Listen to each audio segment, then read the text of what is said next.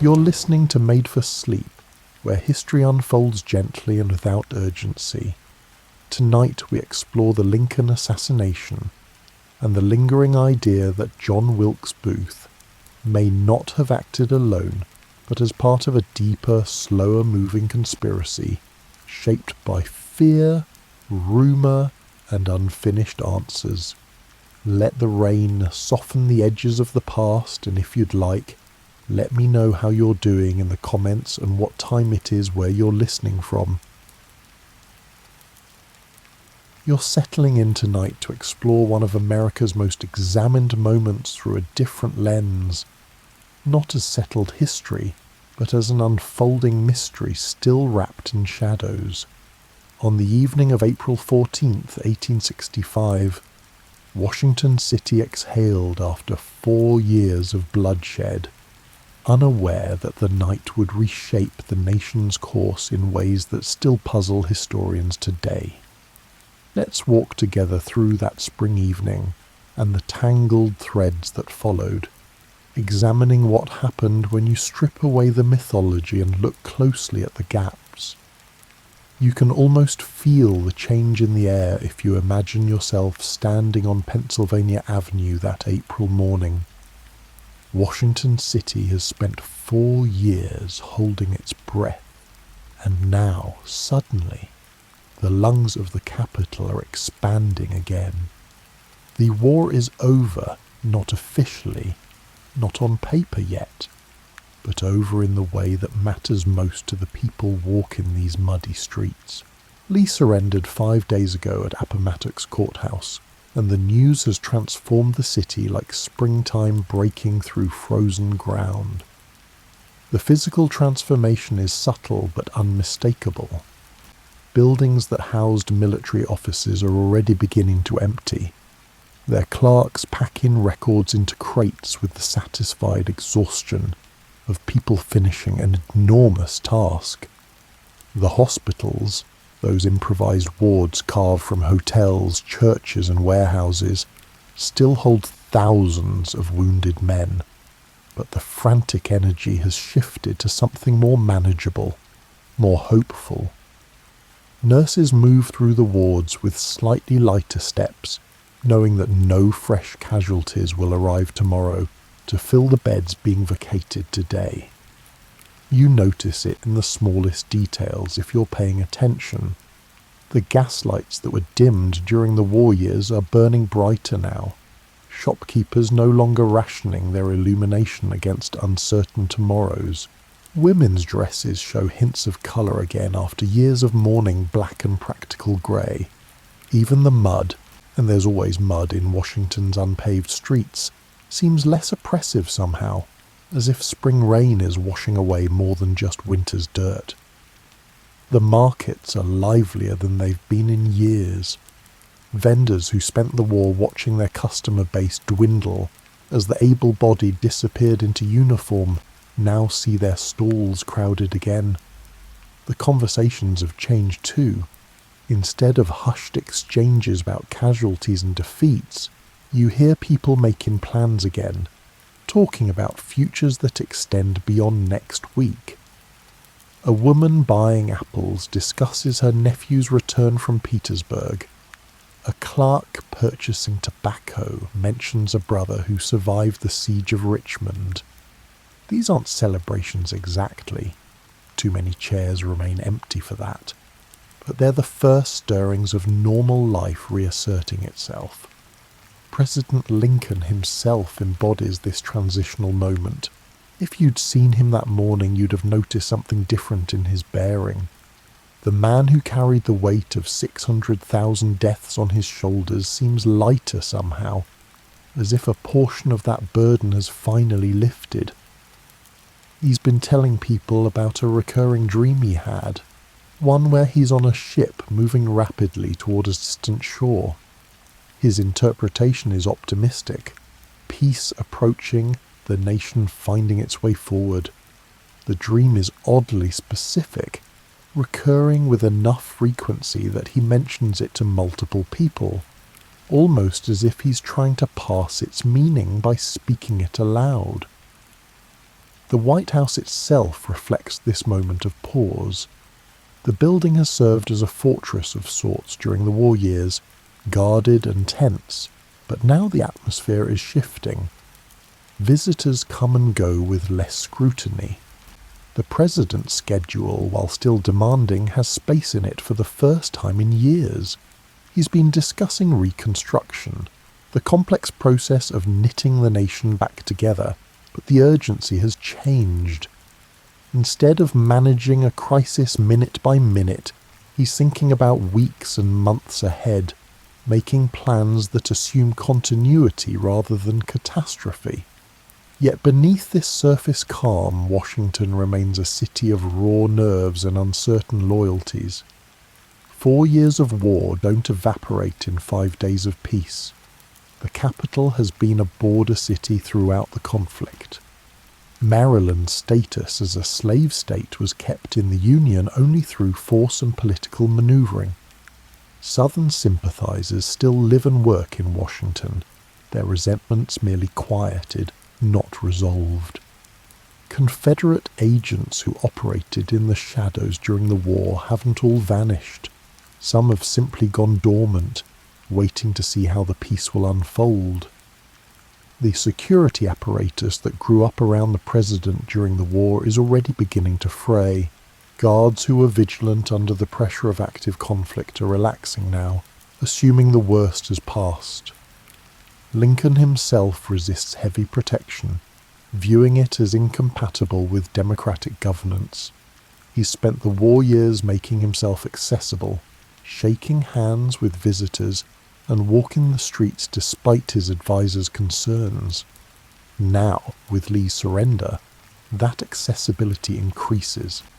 The idea that danger might persist even after victory feels almost paranoid in this moment of collective relief. You can see it in the preparations for that evening's theatre outing. The president hasn't been to Ford's Theatre in months, his time consumed by the war's demands. Now he's planning an evening out, a public appearance that signals normalcy returning.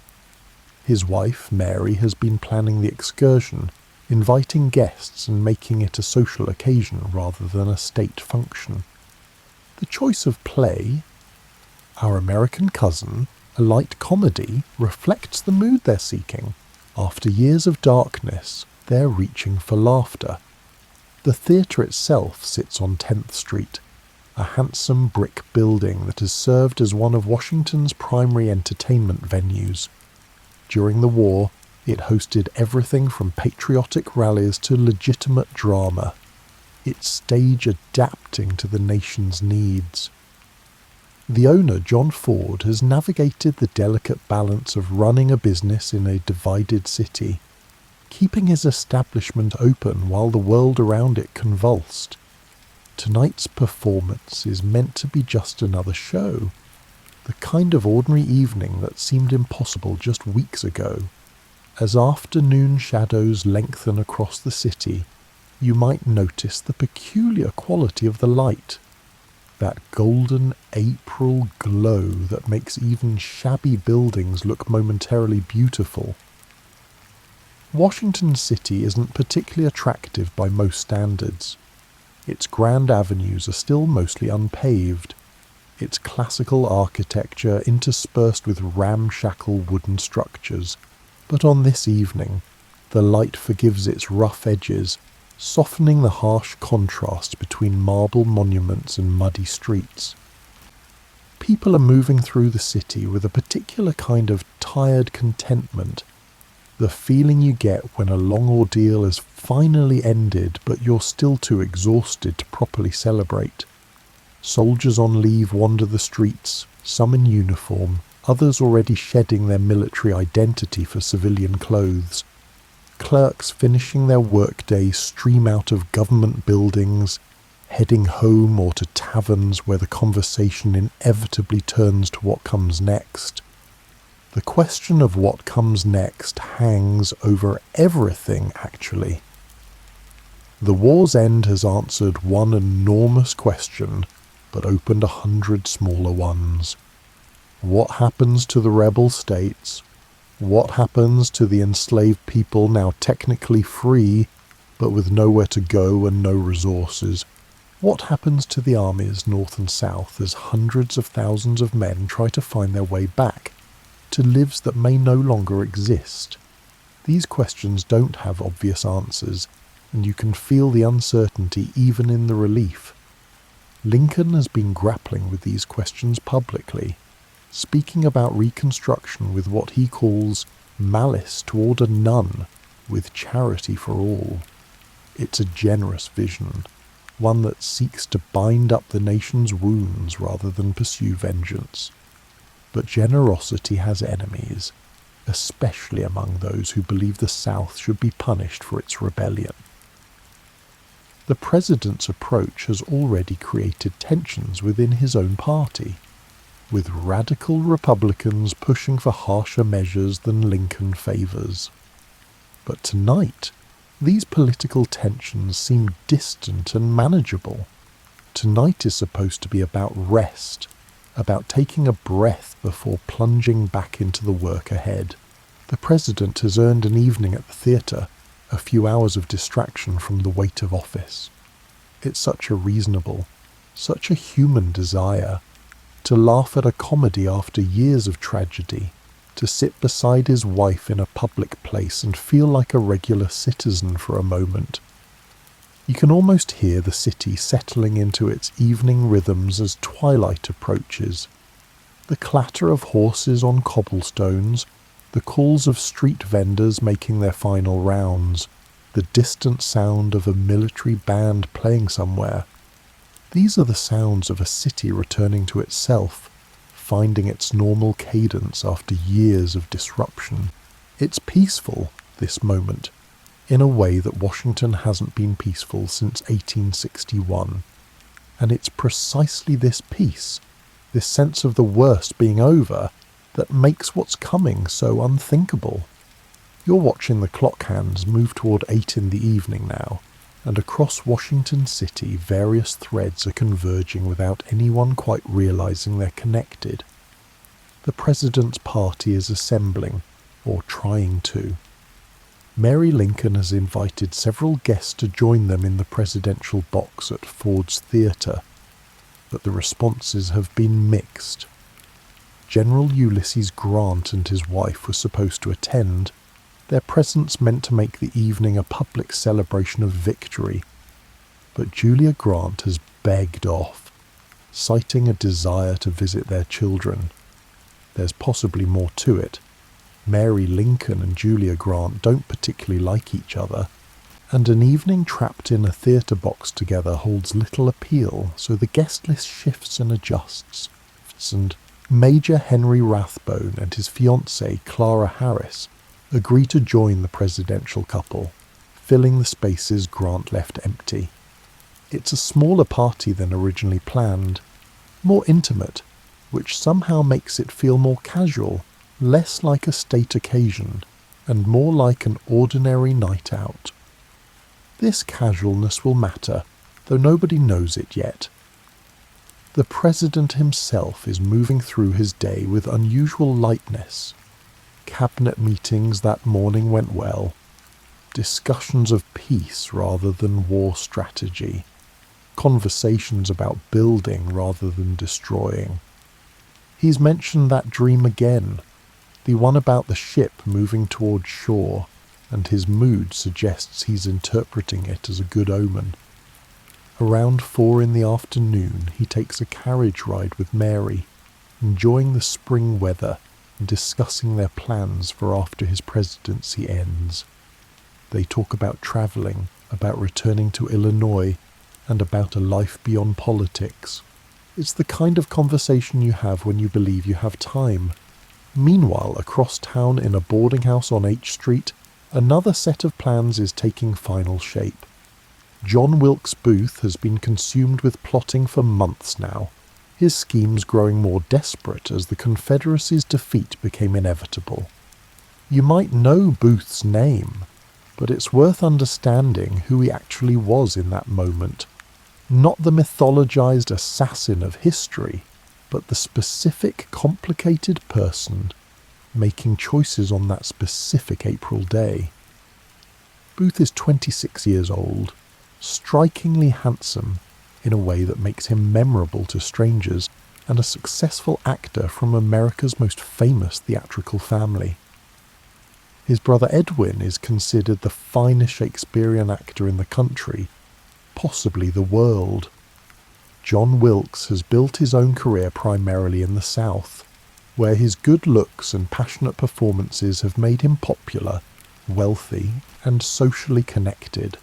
He's the kind of person people notice, remember, and invite to parties. This social mobility will prove crucial, but underneath the charm and talent runs a current of rage that's been building throughout the war. Booth is a Southern sympathizer, a racist who views slavery as natural and right, and a passionate believer in the Confederate cause despite Maryland's official Union status. He's watched the South lose, watched his vision of the world crumble, and he's convinced himself that dramatic action can somehow reverse the tide, or at least strike a meaningful blow against the victors. His original scheme was kidnapping, not murder. For months, Booth has been gathering a group of conspirators around a plan to abduct Lincoln and hold him hostage, trading the president for Confederate prisoners or concessions. It's a wild plan, the kind that reveals Booth's fundamental inability to think clearly about cause and effect, but he's pursued it with genuine passion, recruiting others into his circle, studying the president's movements, and waiting for the right opportunity. But Lee's surrender 5 days ago has rendered kidnapping pointless. There's no Confederacy left to negotiate with, no strategic purpose to holding Lincoln hostage. In this moment of collapse, Booth's plans have metastasized into something darker. He's now talking about assassination, about killing not just the president, but also Vice President Johnson and Secretary of State Seward, decapitating the Union government in a single coordinated strike. It's grandiose, theatrical, and desperate, very much in keeping with Booth's personality and profession. The conspirators he's assembled are a curious group, and their composition raises questions that will haunt investigators for decades. There's Lewis Powell, a former Confederate soldier, and a powerful, violent man who seems to need direction from stronger personalities. There's David Herold, younger and less committed, drawn to adventure but possibly in over his head. George Atzerott, a carriage painter and blockade runner who knows boats and back channels. Mary Surratt, in whose boarding house the conspirators meet, whose level of involvement remains genuinely unclear even now. What's interesting is who else orbits this conspiracy. Never quite part of it, but connected in ways that suggest a larger web. Confederate agents have been operating in Washington and the surrounding areas throughout the war, running spy networks, planning operations, and coordinating with sympathizers. Some of these agents are still present in April of 1865, their purposes unclear now that the war is effectively over. The question of whether Booth is acting independently or as part of a larger Confederate intelligence operation will become one of the great unresolved puzzles of the assassination. That afternoon, Booth is moving through Washington with purpose, visiting his fellow conspirators, finalizing plans and making arrangements. He stops at Ford's Theatre around noon and learns that the president will attend that evening's performance. This isn't privileged information. The president's attendance has been advertised to boost ticket sales, but it gives Booth the timing he needs. The plan crystallizes. He'll kill Lincoln at the theatre, Powell will attack Seward at his home, and Atzerott will kill Vice President Johnson at his hotel. 3 simultaneous strikes throwing the government into chaos. but already the plan is fraying at the edges. Atzerott is deeply reluctant, possibly looking for ways to back out. Powell is willing but dependent on Herald to guide him through Washington streets and back to safety afterward. The coordination required for simultaneous attacks is complicated by Washington's size and the lack of rapid communication. What Booth envisions as a coordinated military-style operation is really a collection of loosely connected individual acts relying on chance and timing. As evening approaches, Booth is at Ford's Theatre again, preparing. He knows the building intimately, he's performed there many times, understands its layout, and has friends among the staff. This familiarity allows him to move freely and to make preparations without arousing suspicion.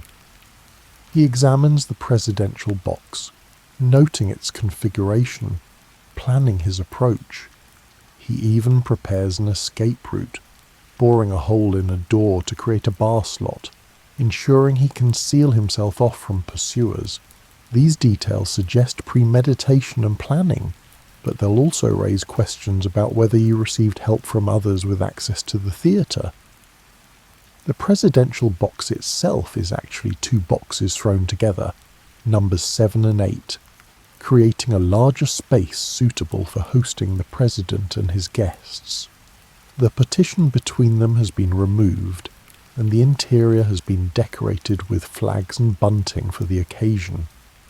The box sits on the right side of the theatre as you face the stage, elevated above the main seating area, providing both good sight lines and a degree of separation from the general audience. It's both a place of honour and a vulnerability, visible to everyone, accessible by a single passageway, and designed for spectacle rather than security. The question of security is worth considering as the evening takes shape. John Parker, a Washington police officer with a questionable record, has been assigned to guard the president at the theatre. Parker's service record shows multiple disciplinary issues: sleeping on duty, visiting prostitutes while on patrol, and general unreliability. Why he's been assigned to protect the president is one of those small mysteries that suggests either incompetence or something more troubling.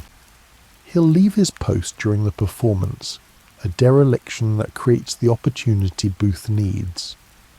But perhaps opportunity isn't quite the right word, because it suggests chance rather than design. The accumulation of small failures, Parker's assignment, his abandonment of his post, the absence of additional security, the unlocked door to the presidential box, begins to feel less like coincidence and more like a pattern when you examine them closely. Each individual failure is explainable, but together they create a perfect storm of vulnerability that seems almost too convenient. As 8 o'clock approaches, the president's carriage makes its way down Pennsylvania Avenue toward 10th Street. Lincoln is wearing a black suit and silk top hat, looking every inch the formal leader despite the casual nature of the evening. Mary is beside him in an expensive dress, excited about the outing. Rathbone and Harris complete the party, chatting easily as the carriage rattles over cobblestones. It's an ordinary scene of prosperous people heading to the theatre, the kind of thing that happens in cities everywhere, remarkable only because one of the passengers happens to be the President of the United States. Ford's Theatre is filling up with patrons, the house buzzing with the particular energy that comes from a crowd anticipating entertainment. The play, Our American Cousin, is a popular comedy they've performed many times, a light confection about an American rustic visiting his British relatives. It's perfect escapist fare, designed to provoke laughs rather than thoughts, exactly what the moment seems to call for. The cast knows the president is attending, which adds excitement to the evening but also nervousness. Performing before the president isn't an everyday occurrence. Booth is somewhere in the theatre or nearby, waiting, preparing himself mentally for what's coming. He's been drinking. He'll drink more as the evening progresses. But he's functional, focused, and moving toward his moment with theatrical intensity. You might imagine him as nervous, but contemporary accounts suggest something different, a kind of exalted certainty, an actor preparing for the role of his life. He's convinced himself this is heroic action, striking a blow for the defeated South, making himself important in a moment when the war's end has rendered him irrelevant. The convergence of all these separate threads, the president seeking an evening of normalcy, Booth pursuing his desperate plan, the conspirators moving uncertainly toward their assigned tasks, the security apparatus failing in multiple small ways, creates a moment of terrible vulnerability. It's like watching a storm form, separate weather systems moving together to create something catastrophic. And the truly haunting part is how ordinary it all feels, up until the moment it doesn't. An evening at the theatre, a comedy, a tired president seeking a few hours of laughter before returning to the enormous work of reconstruction. There's nothing in the air that screams danger, no ominous signs beyond the normal concerns that surround any public figure. Just an April evening in Washington, a city breathing again after years of war, utterly unprepared for what's about to shatter its fragile peace. You're settling into your theatre seat now in your imagination, and everything around you speaks of routine. The gaslights cast their warm glow across the audience.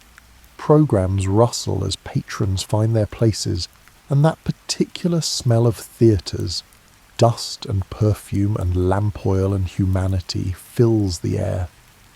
Ford's Theatre holds about 1,700 people, and tonight's crowd is respectable if not quite packed. The president's attendance has been advertised, which brings out the curious and the patriotic, but it's a Friday night in spring, and people have their own plans, their own lives resuming after years of disruption. The presidential party arrives around 8:30, slightly late, which is normal for the president. Lincoln's schedule rarely runs exactly on time. There are too many demands, too many people seeking a moment of his attention. When the party enters the theatre, the orchestra stops the play's overture and strikes up "Hail to the Chief," and the audience rises, applauding, welcoming their president to this public space. It's a moment of shared pride and relief, this city acknowledging its leader not in crisis but in peace. The president acknowledges the applause with a slight bow, that awkward physical grace of a tall man who's never quite comfortable being the centre of attention. Mary is beside him, and Rathbone and Harris follow as they make their way to the presidential box. The audience watches them settle in, then turns its attention back to the stage as the play resumes. The evening is proceeding exactly as it should, following the script everyone expects. What you might notice if you were watching carefully, though of course nobody's watching carefully, because why would they, is the ease of access to the presidential box. There's a narrow hallway leading from the main corridor, a passageway that's supposed to be monitored but isn't particularly secure. John Parker, the guard assigned to protect the president, is somewhere in the building, possibly watching the play from the audience, possibly at a nearby tavern. Accounts differ, and Parker himself will later give contradictory statements about his whereabouts. What's certain is that he's not stationed outside the door to the presidential box, not creating even the minimal barrier between the president and the rest of the world. This absence of security isn't unusual by the standards of the time, but it's still striking when you consider the context. Lincoln has received death threats throughout his presidency, specific, detailed threats that took various forms. He's been shot at before, literally, riding his horse at night near the soldiers' home where the family spent summers. He's navigated a war that divided the nation and made enemies of millions who view him as a tyrant destroying their way of life. Yet the apparatus protecting him remains minimal, almost casual, relying more on the assumption that Americans don't kill their presidents than on any practical defensive measures. The presidential box itself provides a clear view of the stage and a clear view from the stage to the box. Lincoln sits in a rocking chair that's been specially brought in for his comfort, positioned slightly back from the railing. Mary sits beside him, close enough to hold his hand, which she does periodically. Rathbone and Harris occupy the other seats, making polite conversation during quiet moments in the play. It's an intimate scene, these four people in their elevated enclosure, separate from but visible to the audience below. Down on the stage, our American cousin unfolds with its familiar rhythms. The play has been performed hundreds of times, its jokes well worn, its characters established. The actor Harry Hawke, playing Asa Trenchard, delivers his lines with practiced timing, knowing exactly when laughs will come. The audience responds on cue, settling into the comfortable pleasure of predictable entertainment. There's something deeply satisfying about this kind of experience. No surprises, no challenges, just gentle amusement washing over you like warm water. Booth is in the building now, moving with the confidence of someone who belongs there. He's been in and out all evening, stopping at a nearby tavern for drinks, returning to the theatre and checking on timing and positioning. The staff knows him, greets him, and doesn't question his presence, because why would they? He's John Wilkes Booth, celebrated actor, familiar face, and member of the theatrical community. His access is assumed, his movements unremarkable. This social capital, the ease with which known people move through spaces, will prove decisive. Around 9:45, Booth makes his final approach to the presidential box. He's carrying a single-shot Derringer pistol and a large knife, weapons chosen for close work rather than distance. He's familiar enough with the play to know its rhythm, to identify the moment when a particular laugh line will create noise cover for a gunshot. He's prepared a joke, sic semper tyrannis, Latin for thus always to tyrants, Virginia's state motto, to shout after the act, framing his violence as political rather than criminal. The passageway to the presidential box is empty. No guard challenges him, and no barrier prevents his approach. He moves through the small outer chamber, past the door that should be locked but isn't, and enters the space where four people sit watching a comedy, completely unaware that danger has entered their sphere. The configuration of the box means Lincoln's back is to the door, his attention on the stage, and his posture relaxed. He's probably holding Mary's hand. He's definitely not worried about threats from behind. What happens next takes seconds but will echo through centuries. Booth raises the Derringer and fires a single shot into the back of Lincoln's head from point-blank range. The bullet enters behind the left ear, travelling through the president's brain, lodging behind his right eye. Lincoln slumps forward immediately, unconscious, mortally wounded though not yet dead. Mary screams, turning to see the source of the shot. Rathbone, realizing what's happening, lunges at Booth, but is slashed across the arm by the knife Booth is already wielding. Blood sprays across the box, across the presidential party, and across the flags decorating the enclosure. Booth vaults over the railing of the box, dropping about 11 feet to the stage below. It's a theatrical gesture, very much in keeping with his profession and personality, turning the assassination into a performance.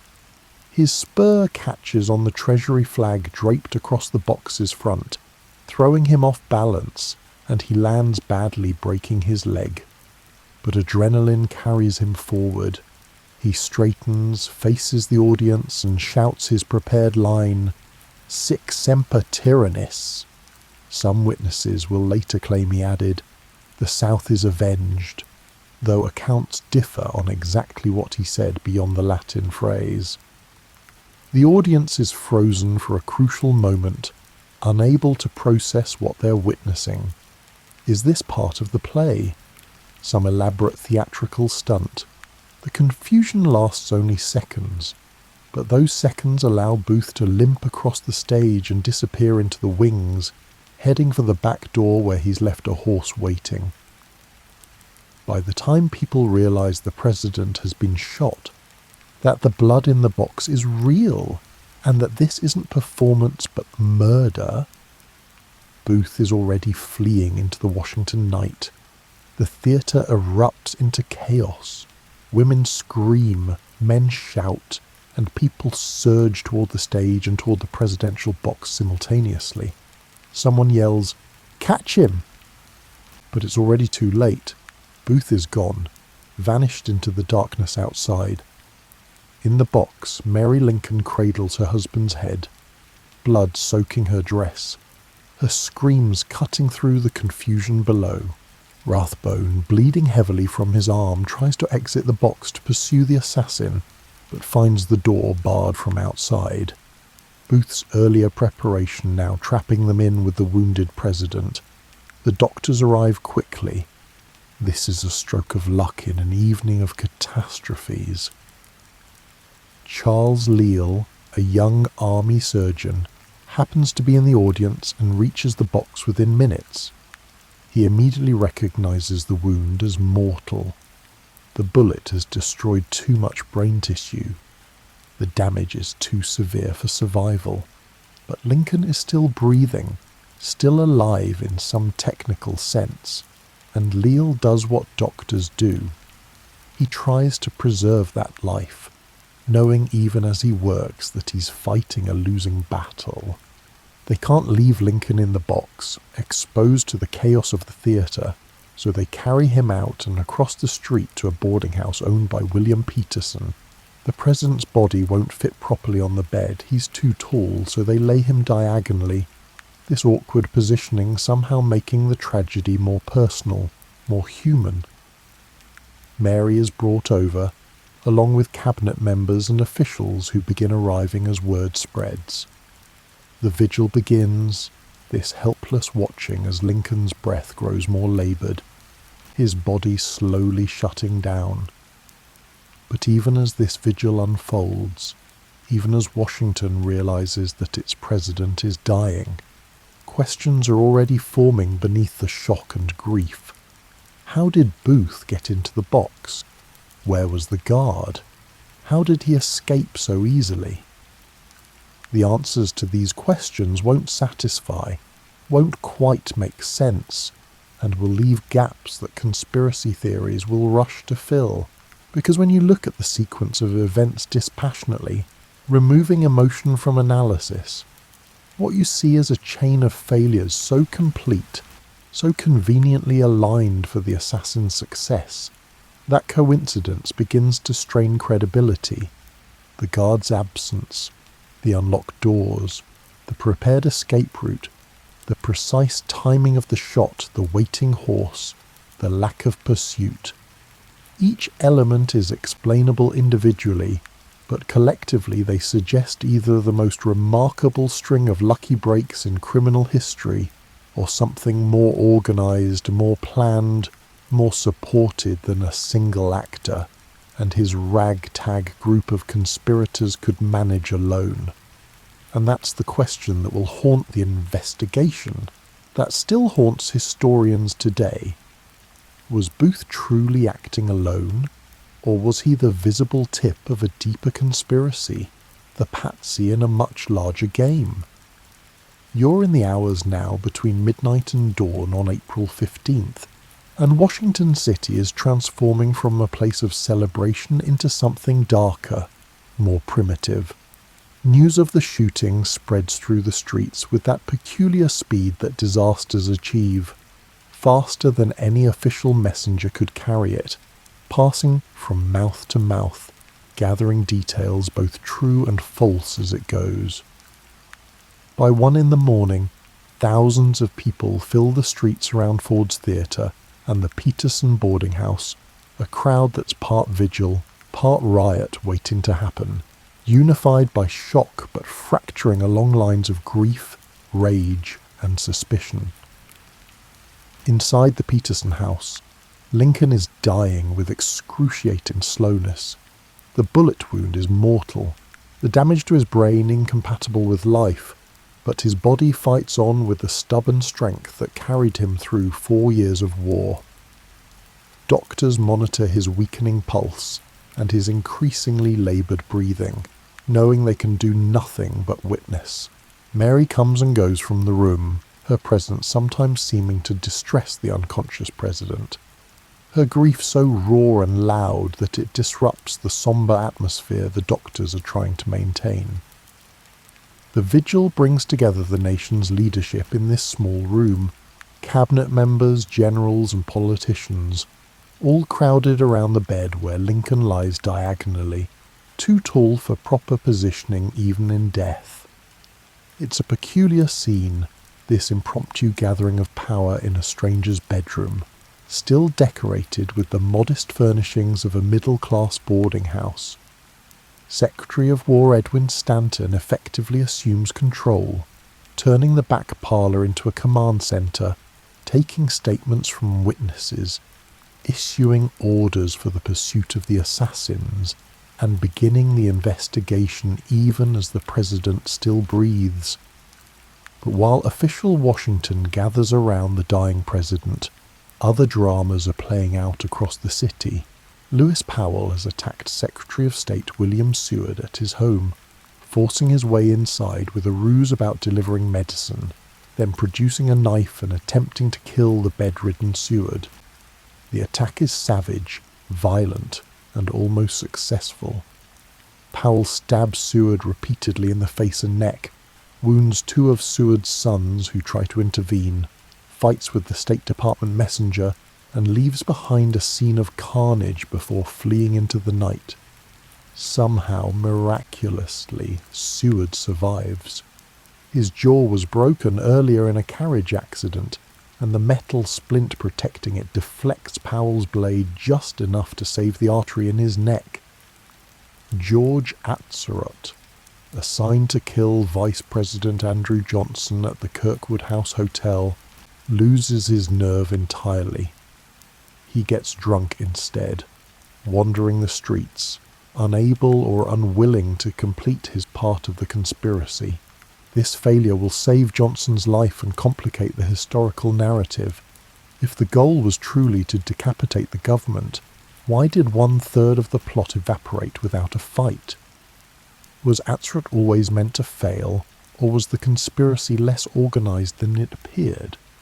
Booth himself is riding hard through the Maryland countryside, his broken leg sending waves of pain through his body with every stride his horse takes.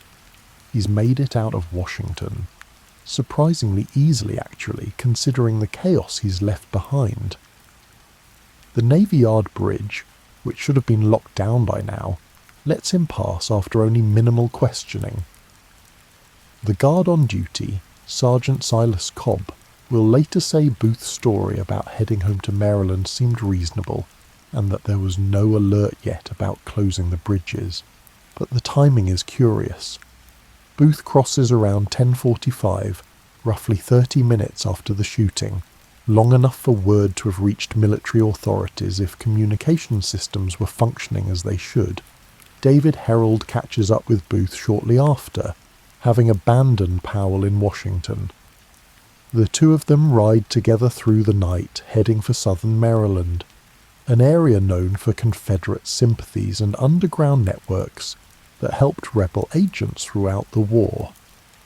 They're following an escape route that seems to have been prepared in advance, with safe houses identified and contacts established. This level of organisation suggests planning beyond what Booth could have arranged alone during his scattered visits to the area. Back in Washington, as dawn approaches and Lincoln's breathing becomes more shallow, Stanton is building his case. He's interviewing witnesses from Ford's Theatre, collecting descriptions of Booth, and establishing the basic facts of what happened. But he's also making connections, drawing lines between Booth and the Confederate Secret Service, and constructing a narrative of rebel conspiracy that will shape the investigation and trials to come. Some of these connections are solid. Booth did have contacts with the Confederate agents, and did travel in circles where rebel sympathizers gathered. Others are more speculative, with guilt by association stretched to fill gaps in the evidence. The question of Confederate involvement is central and complicated. The Confederate government was certainly capable of sponsoring assassination plots. They discussed kidnapping Lincoln, authorized operations in northern cities, and maintained networks of agents who specialized in covert action. Documents will later surface showing rebel officials discussing removing Lincoln, though whether these discussions ever translated into operational support for Booth's specific plan remains genuinely unclear. What muddies the water further is the incentive structure at play. By April 15th, the Confederacy is effectively dead. Lee has surrendered, Davis's government is fleeing south, and the military situation is hopeless. What strategic purpose does assassinating Lincoln serve at this point?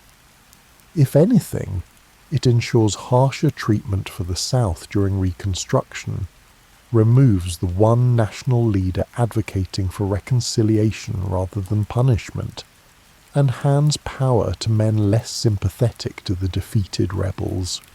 This paradox has led some historians to argue that Booth was acting independently, driven by personal rage rather than strategic calculation, his conspiracy more personal than political. But the counterargument is equally compelling. Dying organizations often lash out violently, not because it serves a rational purpose, but because violence is all they have left. Confederate agents who'd spent years fighting the Union didn't simply stop being Confederate agents the moment Lee surrendered. Some of them likely wanted to strike one last blow, consequences be damned. As the night wears on and becomes morning, the investigation begins pulling in anyone connected to Booth. Mary Surratt, in whose boarding house the conspirators met, is arrested. So is her son John, though he's fled and won't be caught immediately. Lewis Powell, wounded and lost in Washington, makes the mistake of returning to the Surratt boarding house and is captured there. Atzerodt is found drunk in a hotel. The dragnet is sweeping wide, catching genuine conspirators and unlucky associates in the same net. The treatment of these prisoners will become its own scandal. They're held in conditions that would shock modern sensibilities, hooded with canvas bags that leave them in darkness and near suffocation, their movements restricted by heavy iron balls chained to their legs, interrogated repeatedly without legal representation. Stanton justifies these measures as necessary for national security, but they also serve another purpose. Isolated prisoners can't coordinate stories, can't compare notes, and can't develop a unified defense. At 7:22 on the morning of April 15th, 9 hours after the shooting, Abraham Lincoln dies. The doctor attending him checks for a pulse, finds none, and quietly announces the president's passing. Stanton reportedly says, "Now he belongs to the ages," though, like much about this night, the precise words are disputed, filtered through grief and time, and the human tendency to craft meaningful statements from chaos. Mary Lincoln's screams of anguish can be heard throughout the boarding house, raw and primal, the sound of a woman who's already buried 3 of her 4 children, now facing the loss of her husband.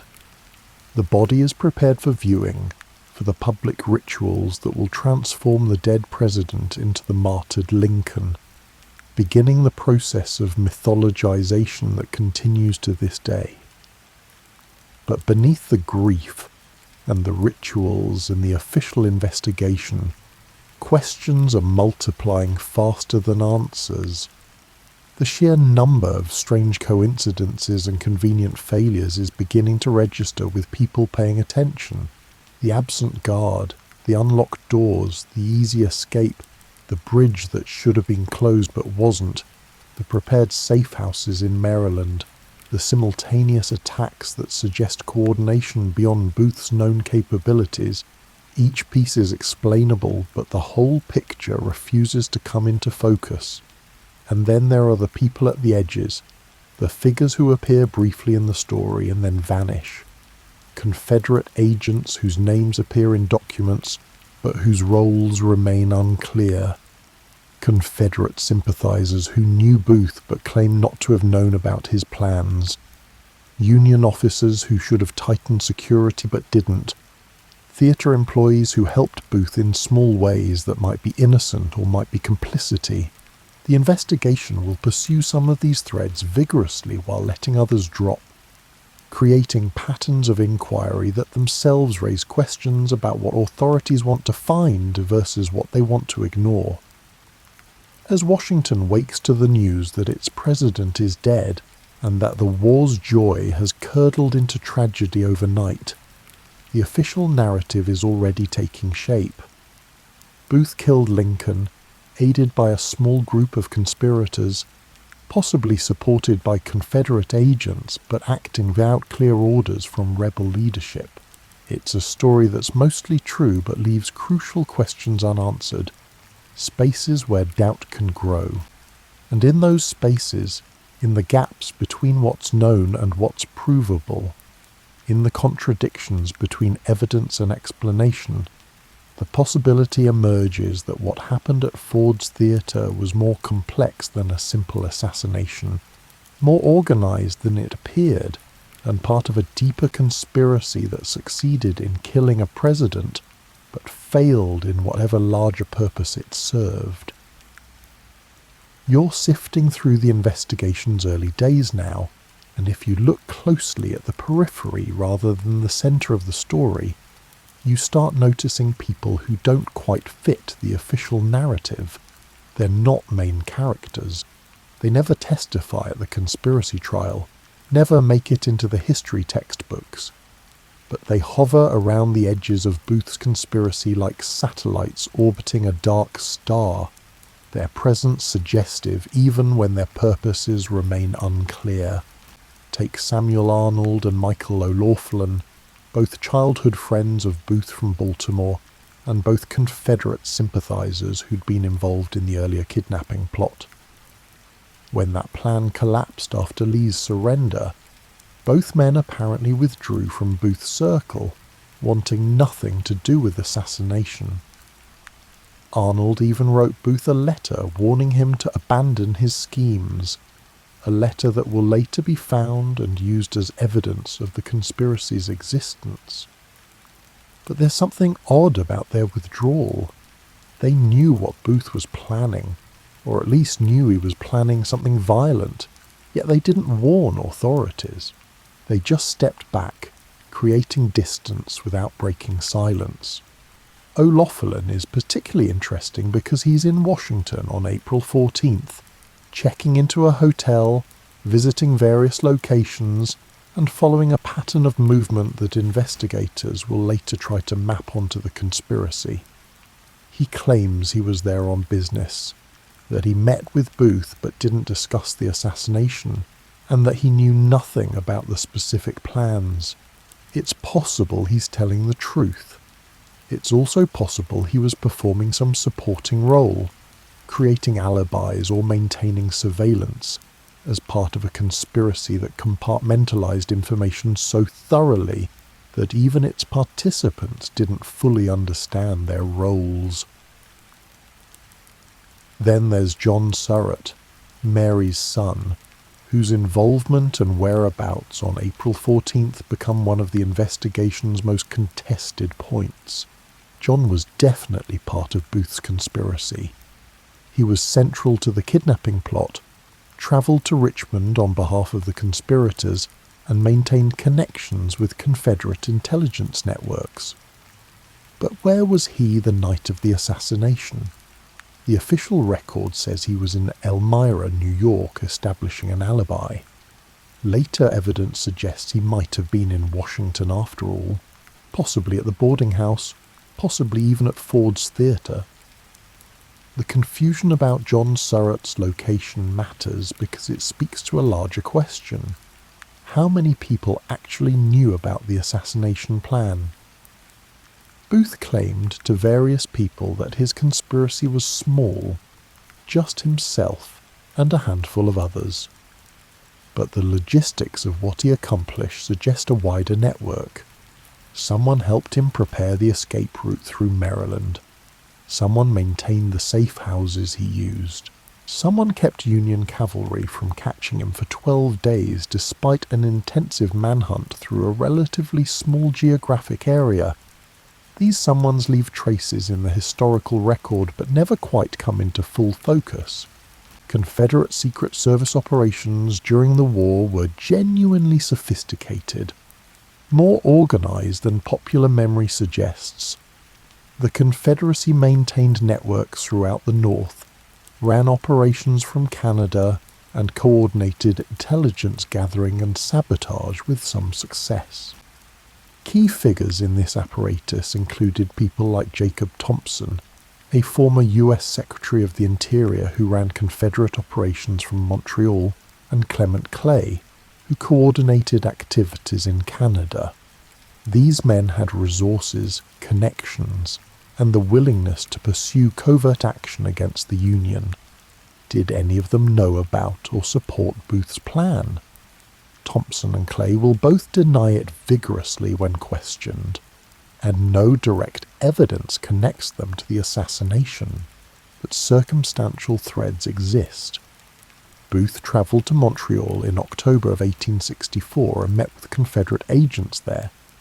He deposited money in a Canadian bank, suggesting he received funding from somewhere. He maintained correspondence with people connected to the Confederate Secret Service.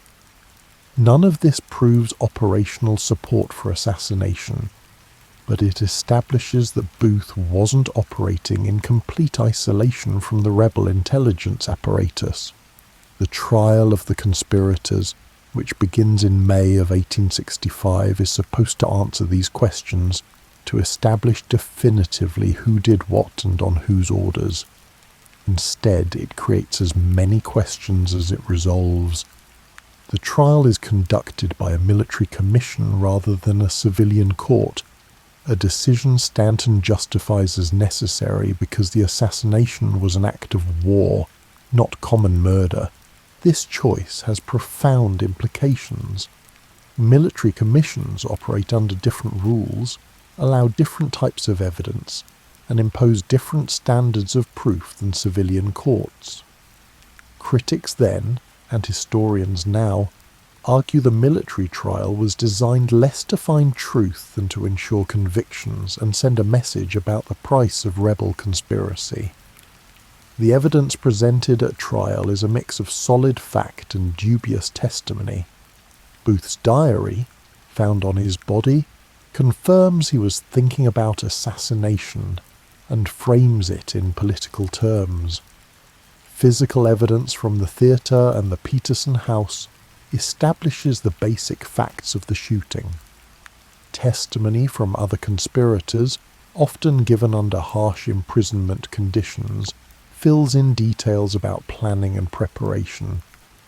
But then there are witnesses like Sanford Conover and Richard Montgomery, both of whom provide testimony linking the conspiracy to Confederate leadership in Canada. Their testimony is detailed, specific, and damning and completely fabricated, as will be established later. Conover in particular is a professional liar, someone who creates testimony for money, and his presence in the trial suggests that prosecutors were willing to use questionable evidence to build their case. This willingness casts doubt backward across all the testimony. If they knowingly used false witnesses for some claims, which other claims might rest on similarly shaky ground? Mary Surratt's role and fate become the trial's most controversial aspect. The evidence against her is circumstantial. The conspirators met at her boarding house. She knew Booth, and she may have passed messages for the group. But did she know about the assassination specifically? The prosecution argues yes, that she was an active participant in the conspiracy. The defense argues she was ignorant of Booth's ultimate plans, guilty perhaps of sympathy for the South, but not of murder. The military commission finds her guilty and sentences her to death by hanging, making her the first woman executed by the federal government.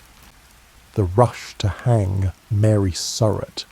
Her execution occurs just months after the trial, despite petitions for clemency and questions about the strength of the evidence, suggests authorities wanted the conspiracy's narrative closed quickly, definitively, without room for ongoing questions or appeals. Some commission members will later claim they recommended mercy for her, that they expected President Johnson to commute her sentence, but those recommendations never reached Johnson, or so the story goes.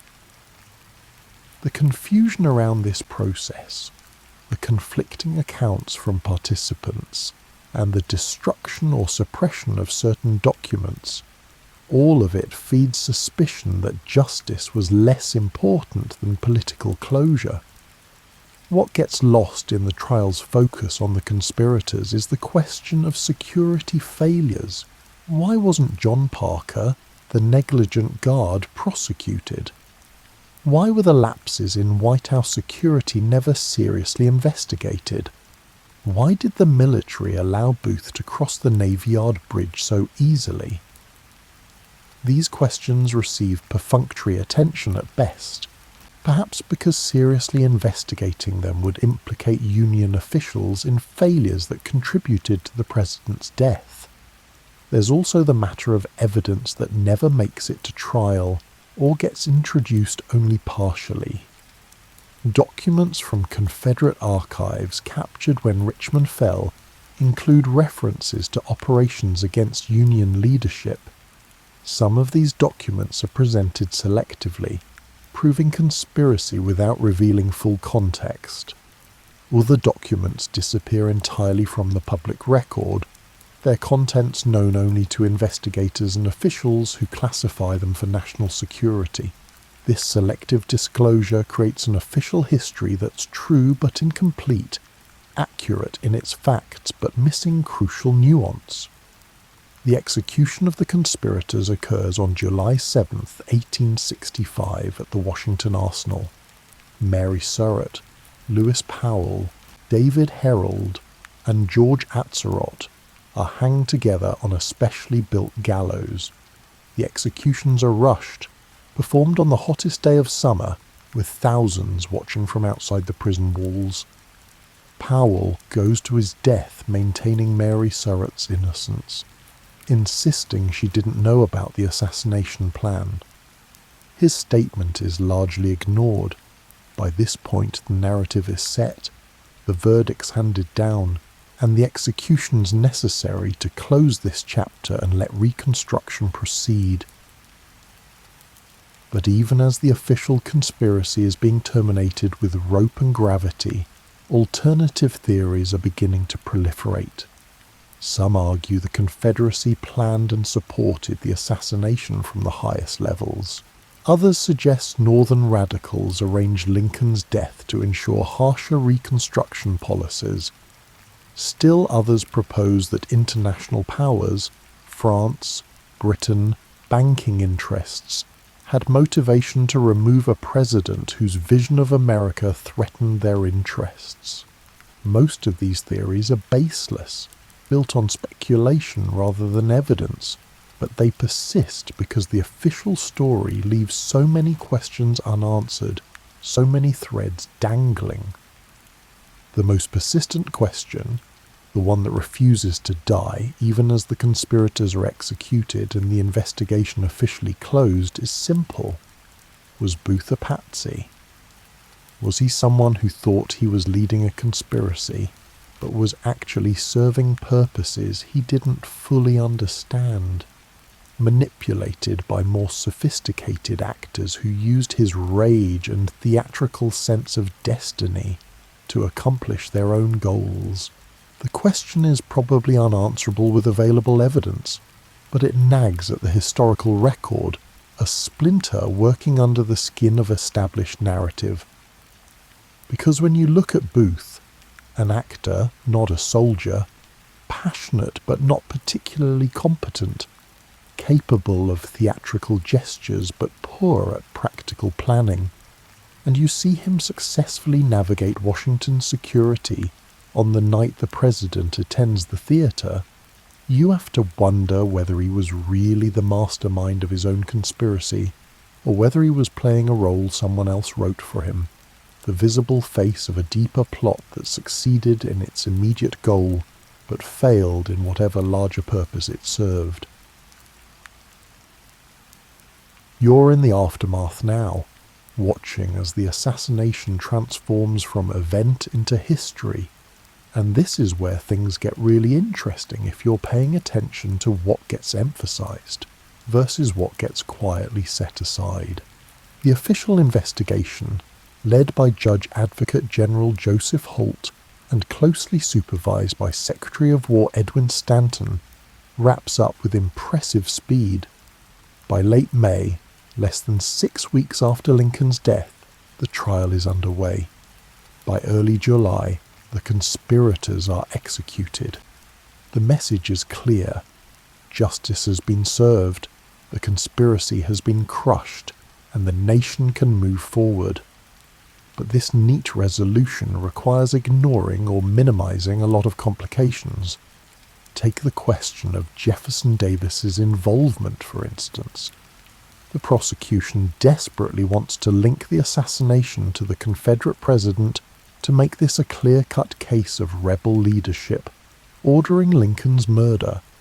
They offer substantial rewards for evidence connecting Davis to the plot, rewards large enough to create powerful incentives for people to manufacture such evidence. And indeed, witnesses emerge claiming Davis approved or even ordered the assassination. But these testimonies fall apart under scrutiny, revealed as lies told by people hoping to profit from the government's desire for a particular narrative.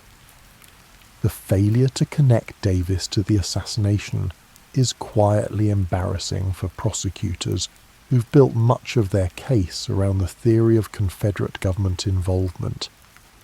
Rather than acknowledge this failure clearly, they shift emphasis, focusing on mid-level Confederate operatives and the general climate of rebel conspiracy rather than specific orders from Richmond. It's a subtle pivot, one that allows the prosecution to maintain its basic narrative. This was a Confederate plot, while abandoning the specific claim that's unprovable.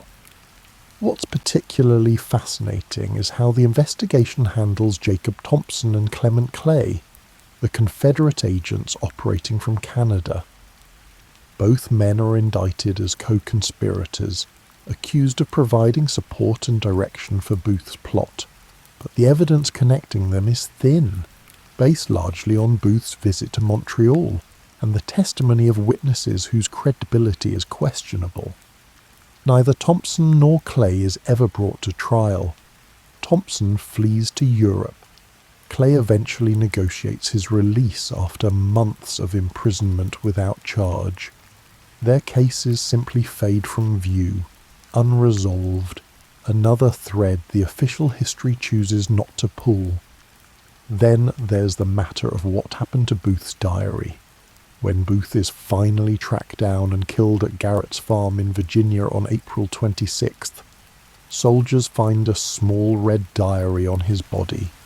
This diary contains entries Booth made during his flight, explaining his motivations, describing his state of mind, and potentially providing crucial evidence about whether he was acting alone or following a larger plan. The diary is immediately given to Stanton, who holds onto it without revealing its contents to the public, or even to the military commission conducting the trial. When the diary finally surfaces at the trial, 18 pages are missing, torn out. Nobody can satisfactorily explain what happened to these pages, what they contained, or why they were removed. Booth's remaining entries suggest a man convinced of his own righteousness, framing the assassination in political terms, but the missing pages might have contained names, details of support networks, and evidence of a wider conspiracy. Or they might have contained nothing of importance, just personal reflections that someone decided were irrelevant. We'll never know, and this uncertainty becomes another data point for those who suspect the official investigation was more interested in establishing a particular narrative than in following evidence wherever it led. The handling of other documentary evidence follows similar patterns. Confederate archives captured in Richmond contained correspondence, operational plans and intelligence reports, a treasure trove of information about rebel activities. Some of these documents are introduced at the conspiracy trial, carefully selected to support the prosecution's case. Others are withheld for security reasons, classified, and kept from public view. This selective disclosure means the public never gets the full picture of Confederate covert operations and never sees the complete context in which Booth's conspiracy existed.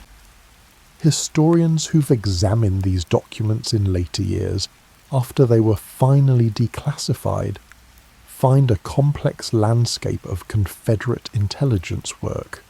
There's evidence of plots against Union leadership, discussions of removing Lincoln as a war measure, and authorization for covert operations in northern cities. But there's no smoking gun connecting these broader activities to Booth's specific plan.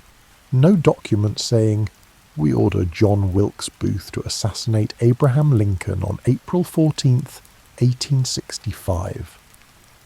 The connection is circumstantial, suggestive rather than definitive, which is probably why prosecutors relied on dubious witness testimony rather than documentary evidence to make their case. What about the Union's own failures? Any honest investigation of the assassination would have to examine how security collapsed so thoroughly, why warnings weren't heeded, why procedures weren't followed. But the military commission's mandate is to prosecute conspirators, not to investigate federal incompetence. Questions about John Parker's dereliction of duty, about the lack of security procedures at Ford's Theatre, and about the failure to close bridges after the assassination. These are touched on briefly and then set aside. Parker himself is never seriously disciplined, eventually resuming his work as a police officer as if nothing happened. This unwillingness to investigate Union failures is understandable from a political perspective. Stanton and the War Department are trying to restore confidence in the federal government, to demonstrate control and competence in the wake of disaster, admitting that the president was killed partly because of their own security lapses would undermine this goal.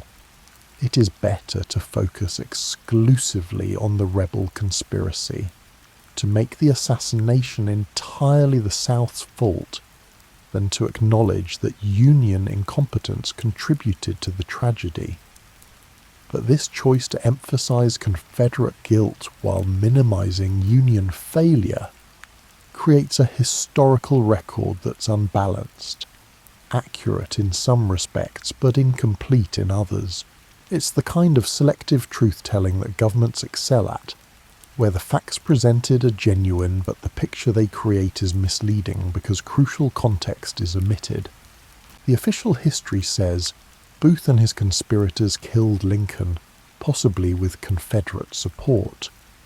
The more complete history would say Booth and his conspirators killed Lincoln, possibly with Confederate support, succeeding partly because of numerous federal security failures that were never adequately investigated or explained.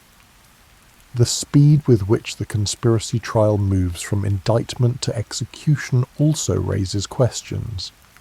In civilian courts, capital cases typically involve years of appeals, extensive investigation, and careful deliberation. The military commission disposes of the conspirators in months, hanging them less than 3 weeks after the verdict. This rush suggests a desire for closure that overrides concerns about the thoroughness of justice. Some defendants barely have time to mount effective defences. Mary Surratt's lawyers struggle to gather evidence in her favour before the trial concludes.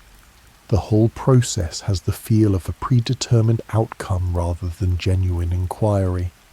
Critics at the time and historians since have argued that the military commission was essentially a show trial, designed to ratify conclusions Stanton had already reached, rather than to objectively investigate what happened. The secrecy surrounding the proceedings, the commission meets in closed session, testimony isn't immediately public, and defendants are held under harsh conditions designed to break their will, reinforces this impression. So does the commission's composition.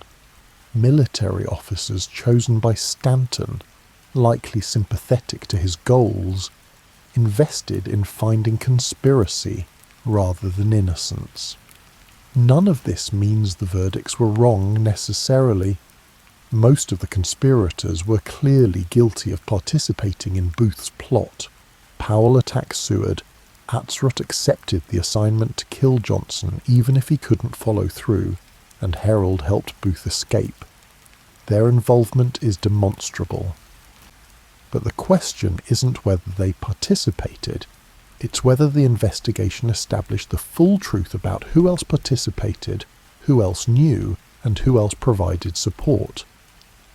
And on these questions, the historical record is frustratingly incomplete. There's also the matter of what happens to the investigation after the executions. You might expect that crushing the visible conspiracy would lead to deeper probes of Confederate support networks and systematic investigation of everyone who might have helped Booth. Instead, the investigation essentially stops. By late 1865, the government's attention had turned to other matters, reconstructing the South, demobilizing the armies, and returning the nation to peacetime footing. The assassination fades from headlines, becoming history rather than a current event, its unanswered questions buried under the weight of new concerns. This closure is probably what most people wanted. The nation was exhausted by war, traumatized by Lincoln's death, and ready to move forward rather than dwell in the past. But this desire for closure meant that uncomfortable questions never received serious attention. The investigation followed the path of least resistance, establishing what could be established quickly and letting the rest fade into uncertainty. And so the official history crystallizes around a simple story. Booth, motivated by rage at the South's defeat and hatred of Lincoln, assembled a small group of conspirators and killed the president in a desperate final blow for the Confederacy. The story is mostly true. Booth did hate Lincoln, did kill him, and did have help from conspirators, but it's also incomplete, leaving out the complications and contradictions that would make the story messier, harder to digest, and more troubling in its implications. The real question isn't whether Booth killed Lincoln. He absolutely did. The question is whether Booth was the origin point of the conspiracy or merely its most visible instrument, whether he was driving events or being driven by forces he didn't fully understand. The official investigation chose not to pursue this question aggressively, settling instead for answers that close the case without necessarily revealing the complete truth. And that choice, that decision to prioritize closure over comprehensive investigation, is itself significant. It suggests that sometimes what history records as settled fact is really just what authorities decided was sufficient fact, the point where investigation stopped rather than where truth ended. You're in that peculiar historical moment now, the space between event and mythology, where memory is still flexible, stories still contested, and truth not yet settled into its final form. It's 1866, roughly a year after the assassination, and already the simple facts of what happened are being layered over with meaning, interpretation, and narrative structure that will determine how future generations understand April 14th. The process of myth-making starts almost immediately, actually. Within hours of Lincoln's death, newspapers are comparing him to martyrs and saints, framing the assassination in language of sacrifice and redemption. Harper's Weekly publishes illustrations showing Lincoln ascending to heaven, greeted by Washington and the Founding Fathers, his earthly suffering transformed into eternal glory. The man who was deeply controversial in life, criticized by both sides, threatened with defeat in the 1864 election, becomes in death the saviour of the Union, the great emancipator, the embodiment of national virtue. This transformation serves important purposes. A divided nation needs unifying symbols, and the martyred Lincoln provides that. The traumatized North needs to make sense of the assassination, to find meaning in senseless violence, and the Christ-like Lincoln narrative offers that meaning. The Republican Party needs a standard-bearer for Reconstruction, someone whose memory can be invoked to justify policies, and the sainted Lincoln serves that function. So the mythology grows, fed by genuine grief but also by political necessity, until the actual man becomes increasingly difficult to see beneath the layers of symbolic meaning. But in 1866, some of the people who knew the real Lincoln are still alive, still remembering the complicated, melancholy, brilliant, profane, funny, depressed, strategic man who occupied the White House. They remember his dirty jokes and his profound sadness, his political maneuvering and his genuine moral conviction, his willingness to bend rules for practical ends, and his foundational belief in human equality. Their memories complicate the emerging myth, keeping it tethered to human reality, at least for a while. The question of the conspiracy follows a similar trajectory, hardening from complex uncertainty into simplified certainty as time passes. In the immediate aftermath, there's genuine confusion about how deep the conspiracy ran, who knew what, and whether Confederate leadership was involved. Multiple theories circulate, some based on evidence, others on speculation, partisanship, or paranoia. But gradually, an official version emerges and solidifies. Booth led a small group of conspirators in a last desperate strike for the Confederacy, possibly with support from Confederate agents, but without clear orders from Davis or other rebel leaders. This official version becomes orthodox through repetition and institutional endorsement. It's the version taught in schools, presented in museums, and enshrined in official histories. Alternative theories get marginalized as conspiracy mongering, dismissed without serious examination. And to be fair, many alternative theories are baseless. The assassination attracts speculative nonsense the way open wounds attract flies. But the dismissal of all alternative explanations as conspiracy theories creates a kind of intellectual closure that may be premature and that forecloses questions before they're fully explored. What's interesting is watching which questions remain acceptable to ask and which become taboo.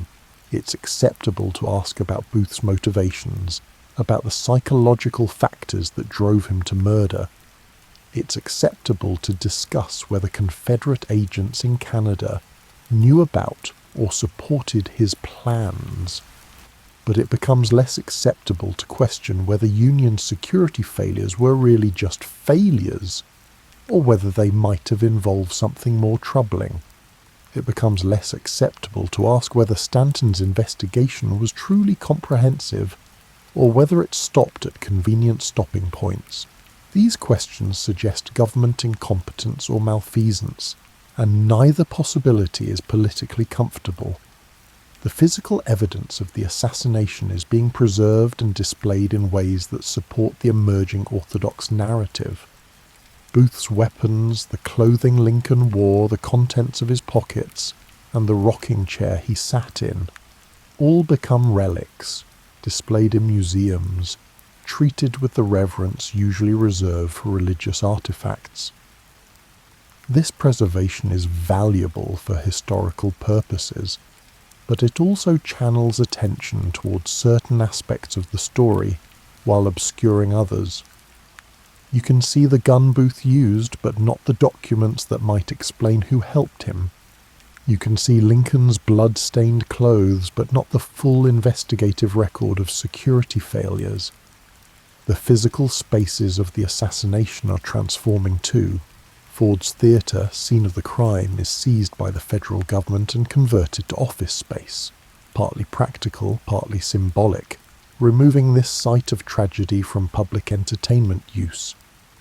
The Peterson House, where Lincoln died, becomes a place of pilgrimage, visitors wanting to stand where history happened, to feel proximity to the martyred president.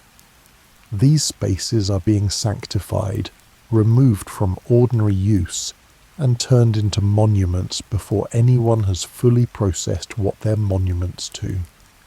The people involved in the conspiracy, those who were caught and those who escaped, are having their stories frozen in time as well. Mary Surratt becomes the innocent woman unjustly executed, or the guilty conspirator who got what she deserved, depending on who's telling the story. Lewis Powell becomes the brutal enforcer, his attack on Seward proof of the conspiracy's savage intent. John Wilkes Booth becomes the mad actor, driven by hatred and delusion to commit an unforgivable crime. These characterizations aren't entirely wrong, but they're reductive, turning complex people into simple types. What gets lost in this process of simplification is the genuine ambiguity that exists in the historical record. Mary Surratt might have been innocent of the assassination specifically while still being guilty of supporting the conspiracy's earlier kidnapping plans. Powell might have been brutal in his attack while also being psychologically damaged by war, a traumatized veteran rather than a natural killer. Booth might have been deluded and hateful while also being manipulated by more sophisticated actors who used his passion for their purposes. The mythology that's forming doesn't allow for this kind of complexity.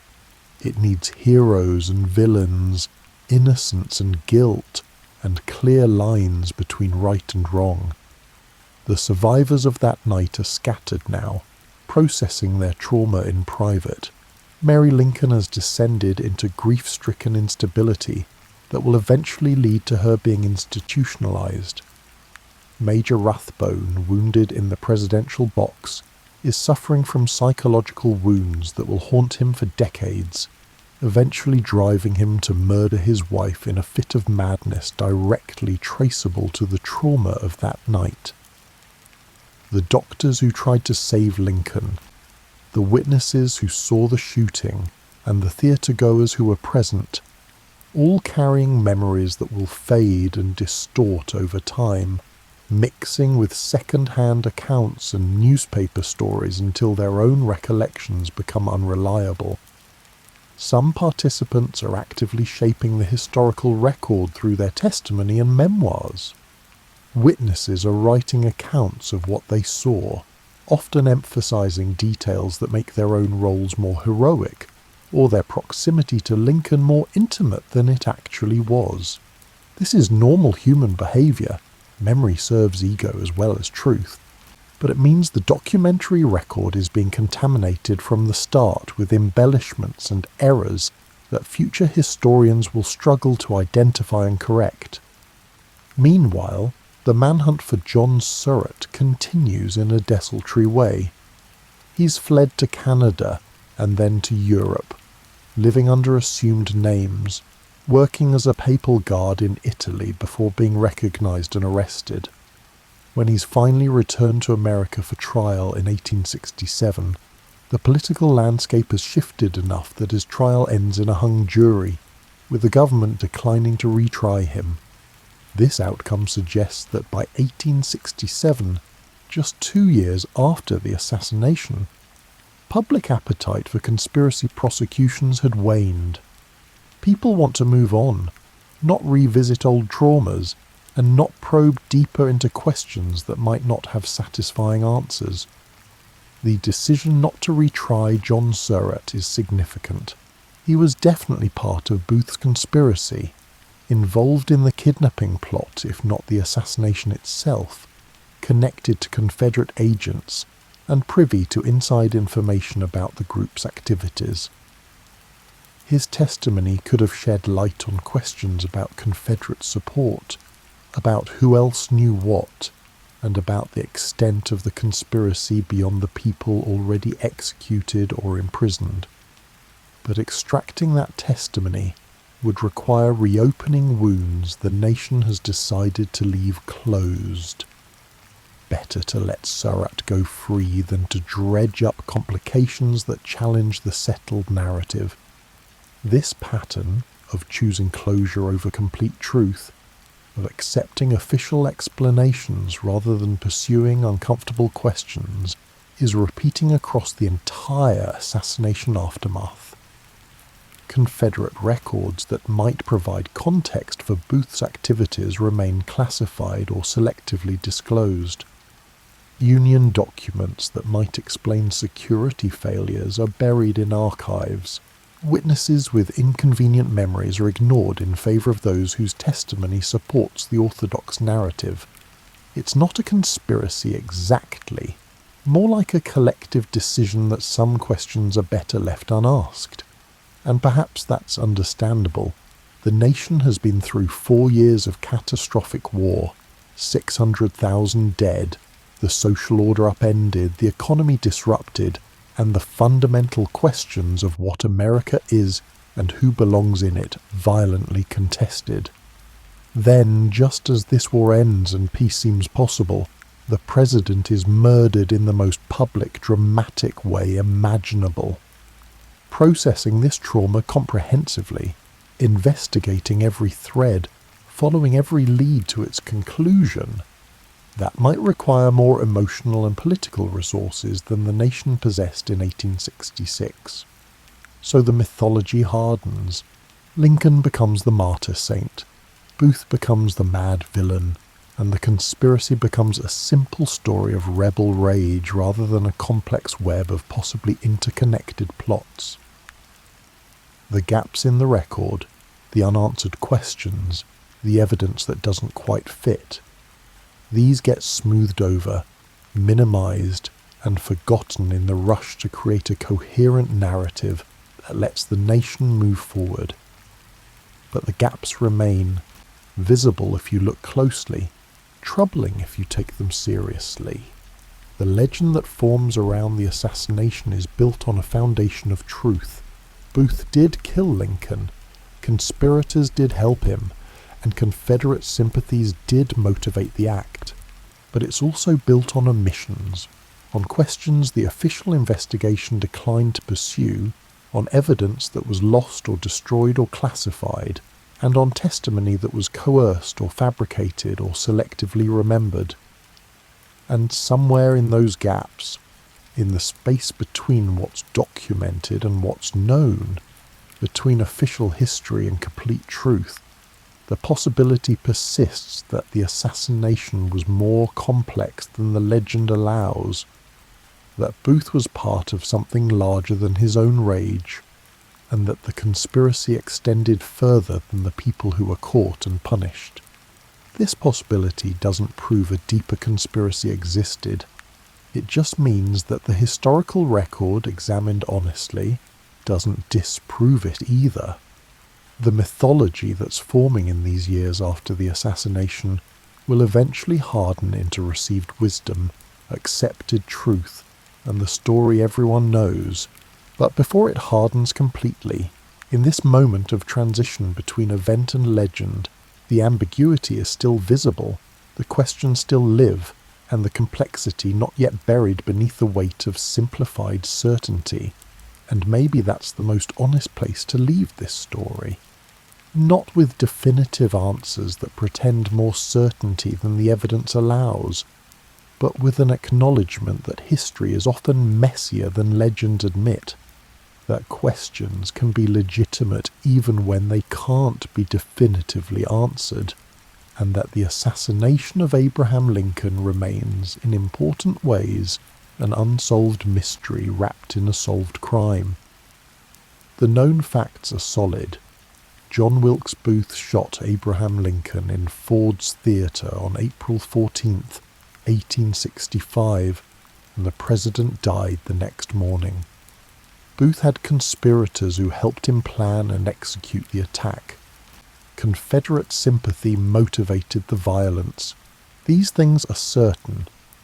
But whether Booth was the conspiracy's origin or merely its instrument, whether he was driving events or being driven, whether the support he received came only from the known conspirators or from a wider network that was never fully exposed, these questions remain open, probably forever, lost in the gaps between what happened and what can be proven, between the event itself and the legend that formed around it. As you drift towards sleep, thinking about that spring evening in 1865 and all the tangled threads that led to tragedy, maybe the most important takeaway isn't a definitive answer about conspiracy, but a reminder about the nature of history itself. What we call historical truth is often just the story that survived, the narrative that served enough purposes and satisfied enough needs that it became accepted as fact.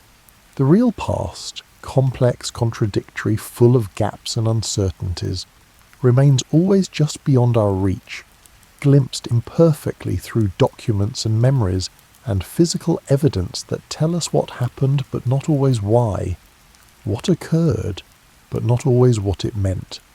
The assassination happened, Lincoln died, the nation mourned and moved forward. And the questions that remain unanswered, the mysteries that persist in the margins of the accepted story, they're not necessarily evidence of conspiracy, but they are evidence of something important. That history is never as simple as we'd like it to be, that truth is often more complex than legend, and that the past keeps its secrets better than we admit. Good night.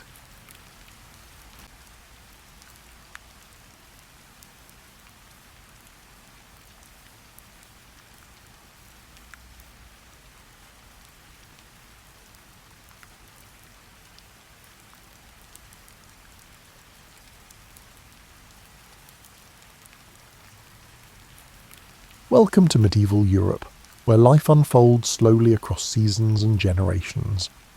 You're settling into a time when most people live their entire lives within a day's walk of where they were born, and rumours travel faster than certainty ever could. Power exists somewhere distant, operating through systems most will never fully see. You wake before dawn because that's simply what people do. The rhythm hasn't changed in living memory. Your grandfather woke this early, and his grandfather before him. Light comes gradually through shuttered windows, and you dress in layers that smell faintly of wood smoke and wear. Outside, the village looks much as it did yesterday. Thatched roofs sit heavy with morning dampness. Chickens peck near doorways. Someone's already started a fire, and thin smoke rises straight up in the still air. You can hear a cow lowing from the common pasture and the soft clatter of a wooden bucket against stone. Most of your day involves repetition. You tend animals or work the strips of land your family has farmed for generations. Your hands know the feel of rope, dirt, grain, and wood better than anything else. The work follows patterns set by the season and the weather, not by choice or innovation. The church bell rings at intervals, marking the hours of prayer, even if you can't always stop to observe them properly. The sound carries across fields and reminds you that time continues, measured and steady. You know the priest keeps records somewhere, written on parchment you've never touched, in letters you wouldn't recognise. Trade happens in the village square on market days. People bring eggs, cloth, vegetables, or tools. Coins change hands sometimes, but more often you exchange goods directly. A length of rope for 3 loaves of bread, wool for candles. The transactions happen face to face, with neighbours you've known since childhood. Authority exists, but at a distance. The lord who owns much of this land lives in a manor house you've passed but never entered. His steward comes through periodically to collect taxes or settle disputes. You pay what's owed in grain or labour, recorded in a ledger you'll never see. The system operates above your daily concerns. News arrives slowly and often second-hand. A traveller mentions something happening 2 valleys over. A merchant repeats a story heard at another market. You file these fragments away without much ability to verify them. Geography limits knowledge just as much as literacy does. Your children help with chores as soon as they are able. They learn by watching and doing, not through formal instruction. The oldest remembers to check the hen house. The youngest carries water from the well. These tasks will define their days just as similar tasks defined yours. Nearby, a monastery operates on its own schedule. Monks rise even earlier than you do, their days structured around prayer and work. They copy manuscripts, tend gardens, and maintain the only library for many miles. You know they possess knowledge, but it remains largely separate from your daily needs. The village itself rarely changes. Houses stand where they've stood for decades. Paths follow the same routes between homes, fields, and common areas. When something does shift, like a new family moving in, or an old building needing repair, it becomes a topic of conversation for weeks. You eat porridge in the morning and bread with whatever else is available later in the day. Meals depend entirely on the season and the harvest. In winter, you rely on stored grain and preserved vegetables. In summer, there's more variety, but also more work required to prepare for the next winter. The rhythm continues regardless of what might be happening elsewhere. Kings could be plotting, bishops could be scheming, but here the cows still need milking, and the grain still needs grinding. Your world operates on a scale measured in footsteps and familiar faces. Records exist in quantities most people never imagine. Scribes sit in dim rooms throughout the realm, copying agreements, lists, and correspondence. Their handwriting fills parchment page after parchment page, creating an archive of obligations and arrangements. These documents travel in leather cases, carried by messengers who know specific routes between manors, monasteries, and administrative centres. A letter might take weeks to reach its destination, following roads that turn to mud in spring and freeze solid in winter. The messenger memorises the route and carries the seal that proves authenticity. Seals matter enormously. Wax impressed with a signet ring transforms a piece of parchment into something official. The mark represents authority in physical form. Clerks verify these impressions carefully, checking the design against known examples. A forged seal means a forged document, and the consequences follow accordingly. Oaths bind people together across distances. A vassal swears loyalty to a lord in a ceremony witnessed by others. The words get recorded. The relationship becomes formal and documented. These verbal agreements, once written down, create networks of obligation that extend across entire regions. You're connected to this system even if you never see most of it. The grain you harvest gets tallied. The labour you provide gets noted. Somewhere, in a ledger kept by someone you've never met, your contributions appear as lines of text. The administration operates quietly and continuously. Monasteries function as information centres. Monks correspond with other monasteries, sharing news and documents. They maintain copies of important texts and legal precedents. When disputes arise, these records provide evidence that can settle questions about land ownership or historical agreements. Some information travels through official channels only. A king issues a decree that gets copied and distributed to regional authorities. Each copy carries the royal seal. Local officials read these documents aloud in public spaces, translating policy into something the population can hear and theoretically understand. But other information moves through informal networks. A bishop's secretary mentions something to a travelling merchant. That merchant repeats the story at an inn. Someone overhearing it carries the tale to another town. By the time the information circles back, it may have changed considerably, but it still circulates. Meetings happen behind closed doors. Lords and bishops and administrators gather in private chambers to discuss matters that will eventually affect thousands of people. These conversations leave no records in the moment, though their outcomes often do. A new tax appears, a marriage alliance forms, territory changes hands. Clerks develop shorthand systems that let them record discussions quickly. They take notes during meetings, then expand them into proper documents later. This process introduces small opportunities for adjustment or interpretation, where emphasis can shift slightly without anyone noticing immediately. Messages sometimes travel in code. A sender and recipient agree on substitutions for sensitive words. Names become numbers. Locations get described indirectly. The letter appears innocent if intercepted, but means something quite specific to the intended reader.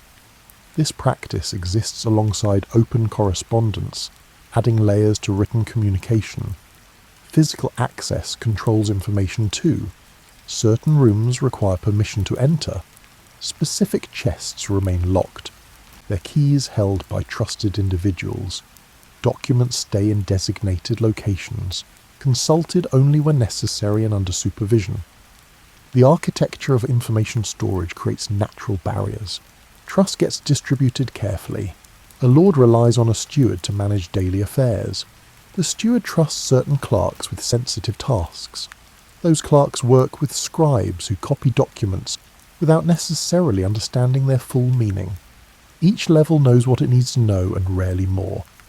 Sometimes arrangements remain deliberately vague.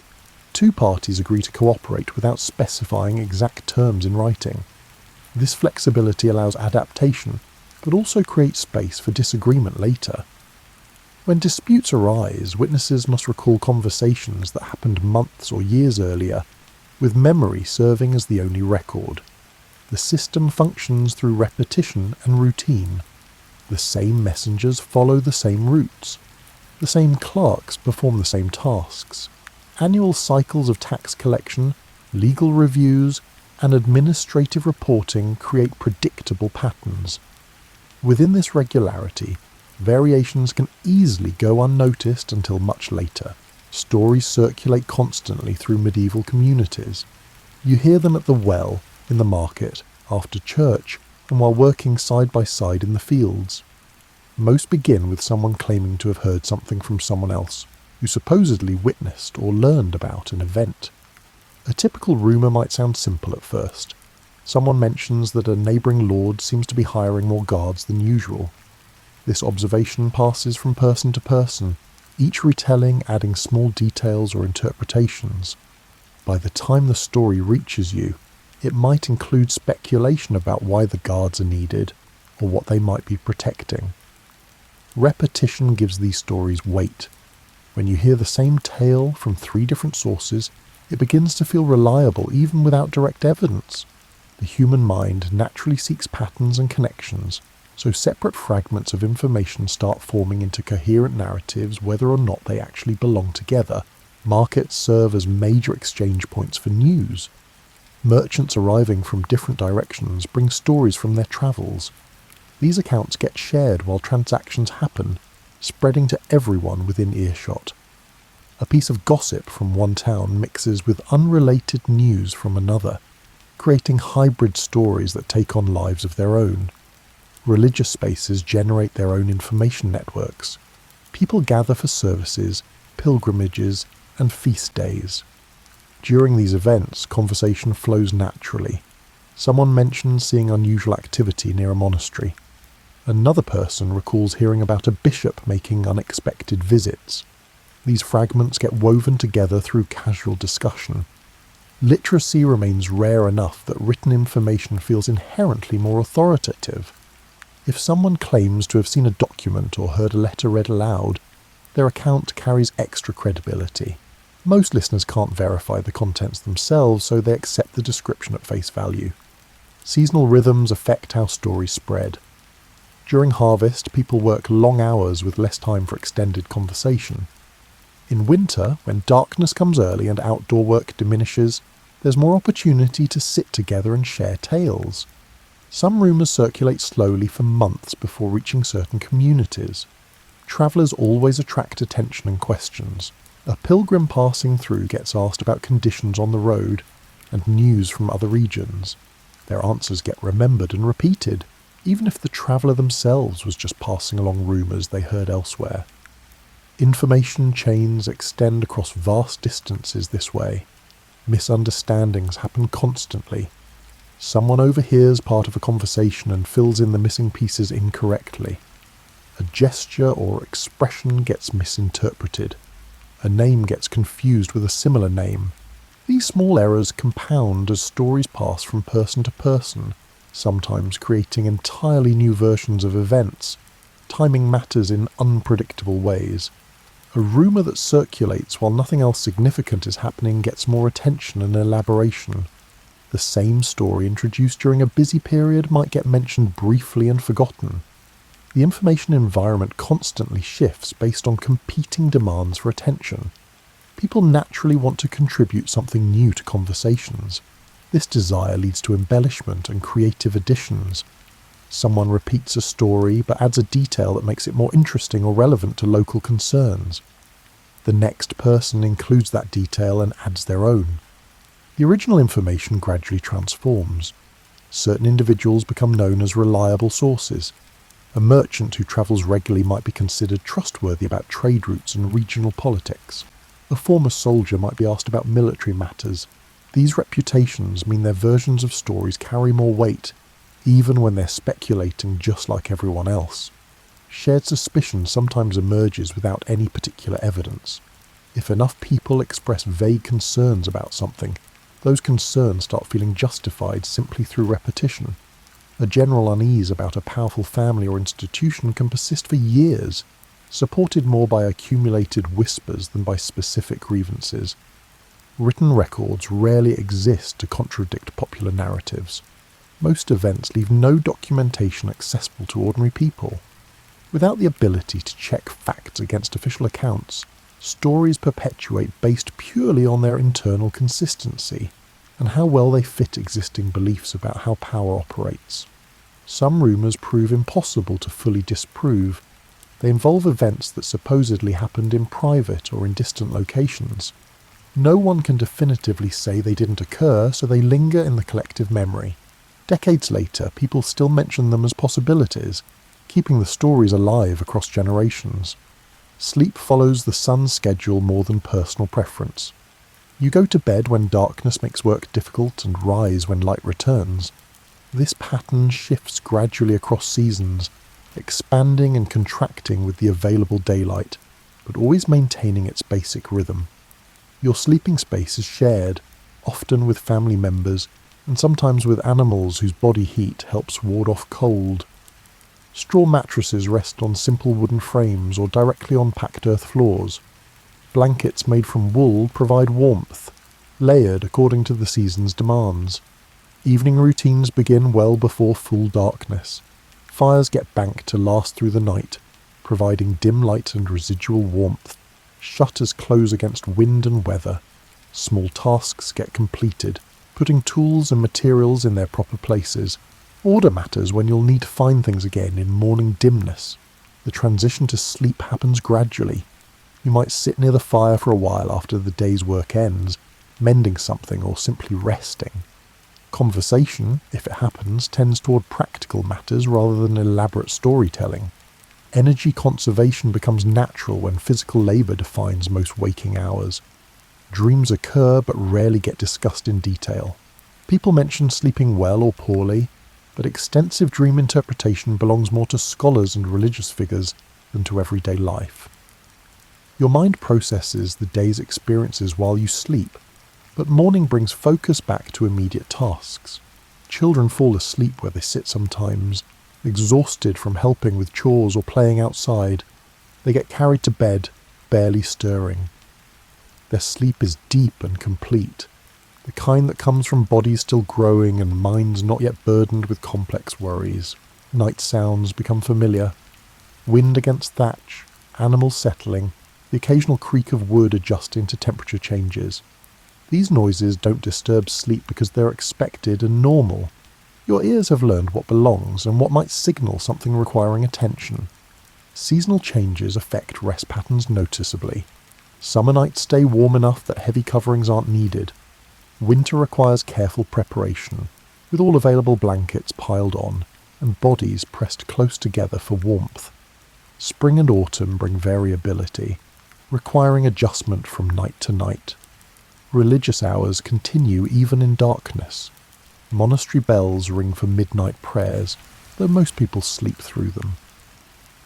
The dedicated few who wake for these observances do so out of commitment to spiritual discipline rather than social obligation. Their vigils happen privately while others rest undisturbed. Recovery happens during sleep.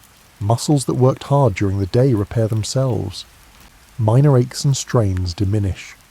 The body's natural healing processes operate most effectively during these hours of stillness. You wake feeling ready for another day, not because sleep eliminates all fatigue, but because the rhythm allows for basic restoration. Elderly members of the household often wake earlier and more frequently during the night. They move carefully in darkness, perhaps adding wood to the fire or simply adjusting their position to ease discomfort. These small disturbances rarely wake others who've adapted to the sounds of shared sleeping spaces. Rain on the roof creates a steady background noise that some find soothing. It signals that morning work might begin later or take different forms, allowing for slight variations in the usual routine. The sound of water becomes associated with permission to rest a bit longer. Illness disrupts normal sleep patterns. Someone coughing or feverish requires attention and care. Others in the household adjust, sleeping lighter or taking turns providing comfort. These periods pass, and the household returns to its regular rhythm, though everyone remembers who helped during difficult nights. Morning arrives gradually. Light seeps in through gaps around shutters. Birds begin their calls. Someone rises first, stirring the fire and starting preparations for the day. Others wake one by one, emerging from sleep without alarm or urgency, simply responding to the natural signals that night has ended. The cycle repeats with remarkable consistency. Variations occur due to weather, health, or unusual circumstances, but the fundamental pattern remains stable. This regularity provides psychological comfort, creating a framework within which life feels predictable and manageable, despite uncertainties in other areas. Grain defines wealth in ways that go beyond simple sustenance. The amount of wheat, barley or rye a household stores determines its stability through winter and its ability to manage unexpected difficulties. These stores accumulate slowly through successful harvests and deplete steadily through consumption and obligations. Land ownership concentrates in relatively few hands. Most people farm fields they don't technically own, paying rent through labour or a portion of their harvest. The arrangement continues year after year, maintained by tradition and documented agreements that favour those who already hold power. Mills process grain into flour, but operating a mill requires authorisation and often comes with fees. You bring your grain to the designated mill and pay a percentage for the service. The miller grows prosperous through countless small transactions, accumulating wealth from the steady stream of people who have no alternative. Salt preservation extends the life of meat and fish, making it valuable beyond its taste-enhancing properties.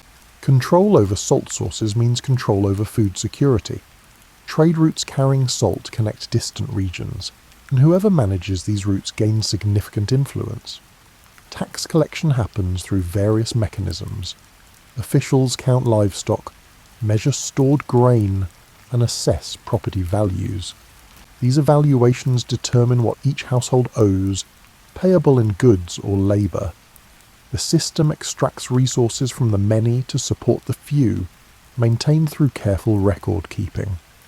Feast days and religious obligations require food contributions. Households set aside portions of their production for church tithes and local celebrations. These commitments reduce what remains for personal use but create social cohesion and demonstrate participation in community life. Crop failures affect entire regions simultaneously. When weather prevents successful harvest, everyone faces shortage together. Stored reserves from previous years become critical. Those with deeper reserves can weather the difficulty better, sometimes purchasing additional supplies from those forced to sell at disadvantageous terms. Forest access provides supplementary resources beyond farming. Wood for fuel and construction, game for meat, and mushrooms and berries for food variation. Rights to use forest land get controlled and allocated, with permissions granted or restricted based on social position and formal agreements. Water sources require maintenance and management. Wells need cleaning, irrigation channels need clearing, and mills need flowing water to operate. Communities organise labour to maintain these essential resources, with costs and benefits distributed according to established patterns. Trade goods move along established routes that rarely change.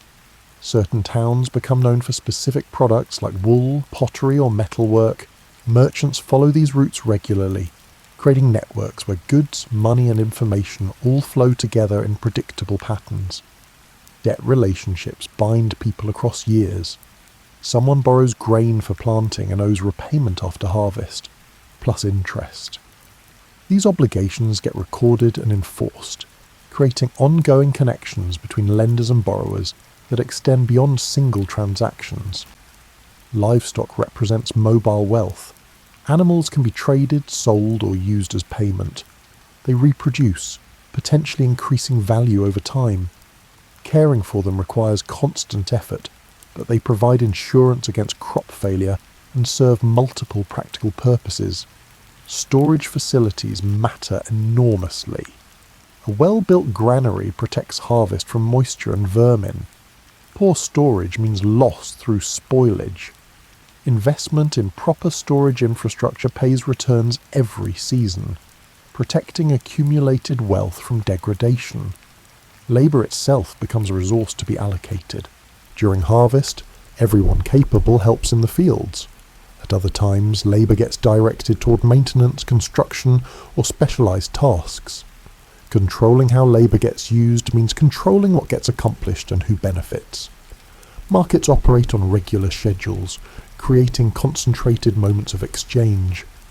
Prices fluctuate based on availability, season, and competition. Experienced traders develop an understanding of these patterns, buying when prices drop and selling when they rise, accumulating advantage through many small transactions. Candles and oil lamps provide light after sunset in homes that can afford them. The flame stays small to conserve fuel, creating a circle of illumination surrounded by darkness. Work continues in this limited light, but it shifts to tasks that don't require broad vision or physical space. Scribes spend evening hours copying manuscripts. Their posture hunches over desks, quills moving steadily across parchment. Each letter takes shape deliberately, following practiced forms that ensure legibility. The work demands concentration but becomes meditative through repetition. Account books get reviewed by candlelight. Numbers representing transactions, inventories, and obligations fill columns on the page. Clerks verify totals, compare entries, and note discrepancies. This quiet work maintains the records that make administration possible. Reading happens in monasteries and noble households where books exist. Texts get shared among those with literacy and read aloud sometimes so others can hear. Religious works predominate, but historical chronicles and classical writings circulate too, preserved through careful copying. Learning to read requires years of instruction. Students practice letters repeatedly, forming them correctly before moving to words and sentences. The skill remains specialized, marking someone as educated and creating opportunities unavailable to those who never gain literacy. Maps exist but remain rare and often inaccurate. Cartographers combine travellers' accounts, estimated distances, and known landmarks to create representations of territory. These documents get consulted when planning routes or understanding political boundaries, though most people navigate by memory and local knowledge. Letters written in evening quiet carry news and instructions across distances. The writer chooses words carefully, knowing the message will be read by specific eyes in specific circumstances. Privacy depends on trust in the messenger and the seal's integrity. Almanacs track agricultural and religious calendars, providing reference for planning. They note optimal planting times, saints' feast days, and astronomical events. These compilations represent accumulated knowledge passed down and updated across generations. Music exists primarily through memory and practice. Songs get learned by ear and passed along verbally. No system for recording melodies in writing has widespread use yet, so musical tradition depends entirely on continuous transmission from performer to performer. Textile work continues indoors during evening hours. Spinning, weaving, mending, and embroidery all suit limited light conditions. Hands know the motions well enough that vision serves mainly to verify quality rather than guide every movement. Recipes and craft techniques stay largely unwritten. A master brewer or cheesemaker passes knowledge to apprentices through demonstration and verbal instruction. The exact measurements and timing become internalized through repeated practice, rather than consultation of written formulas. Family histories exist as oral traditions in most households. Grandparents tell children about ancestors, preserving names, relationships, and significant events through storytelling. These accounts shape identity and maintain connections across generations despite a lack of written genealogies. Legal precedents get remembered by those who administer justice. A lord or his representatives recall similar cases from the past when making decisions about disputes. This institutional memory operates through people rather than comprehensive written codes. Prayer happens privately in evening hours for those inclined toward personal devotion.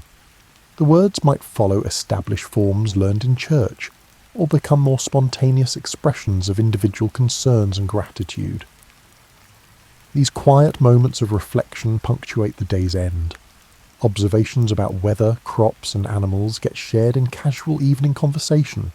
Someone mentions that frost came unusually early this year. Another notes that certain birds haven't migrated when expected. These details accumulate into practical knowledge about local conditions. Darkness settles over communities with predictable completeness. Artificial light remains expensive enough that most extinguish flames soon after necessary tasks finish. The night becomes a time of stillness rather than continued activity. Guards maintain watch in certain locations. Castle walls, monastery gates, and wealthy households employ people to stay alert through dark hours.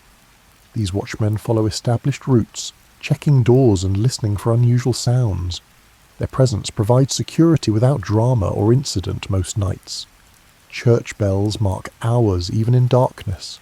The sound carries across sleeping towns, maintaining temporal structure throughout the night. Those awake for any reason can orient themselves in time through these regular signals. Animals settle into their own routines. Chickens roost silently. Cows and sheep rest in barns or pens. Guard dogs remain alert but quiet unless something genuinely unusual occurs. The animal world adjusts to nighttime just as the human one does. Street activity ceases almost entirely in most places.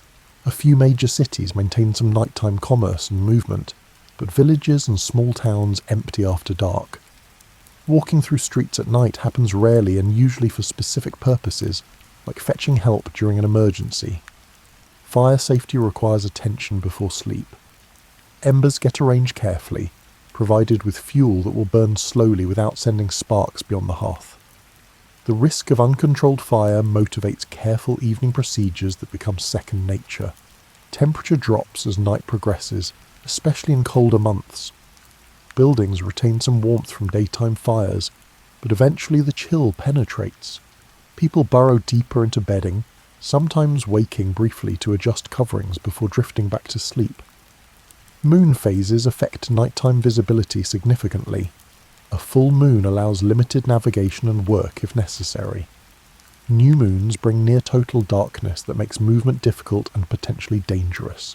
The cycle creates predictable variation in nighttime conditions. Starlight provides orientation for those who know the sky. Familiar constellations mark seasons and directions. Travellers study these patterns, learning to use them when clouds don't obscure the view. This knowledge passes between generations as practical information. Silence isn't absolute. Wind moves through trees and across fields. Water flows in streams and rivers. Owls hunt and call. The night has its own soundscape, different from day but no less natural. These sounds blend into background awareness for those accustomed to them. Illness or injury sometimes requires nighttime attention. Someone rises to tend a sick child or address sudden pain. These disruptions happen by necessity rather than choice, managed quietly to avoid disturbing others more than required.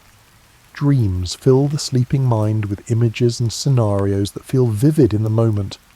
Upon waking, most fade quickly, leaving only vague impressions.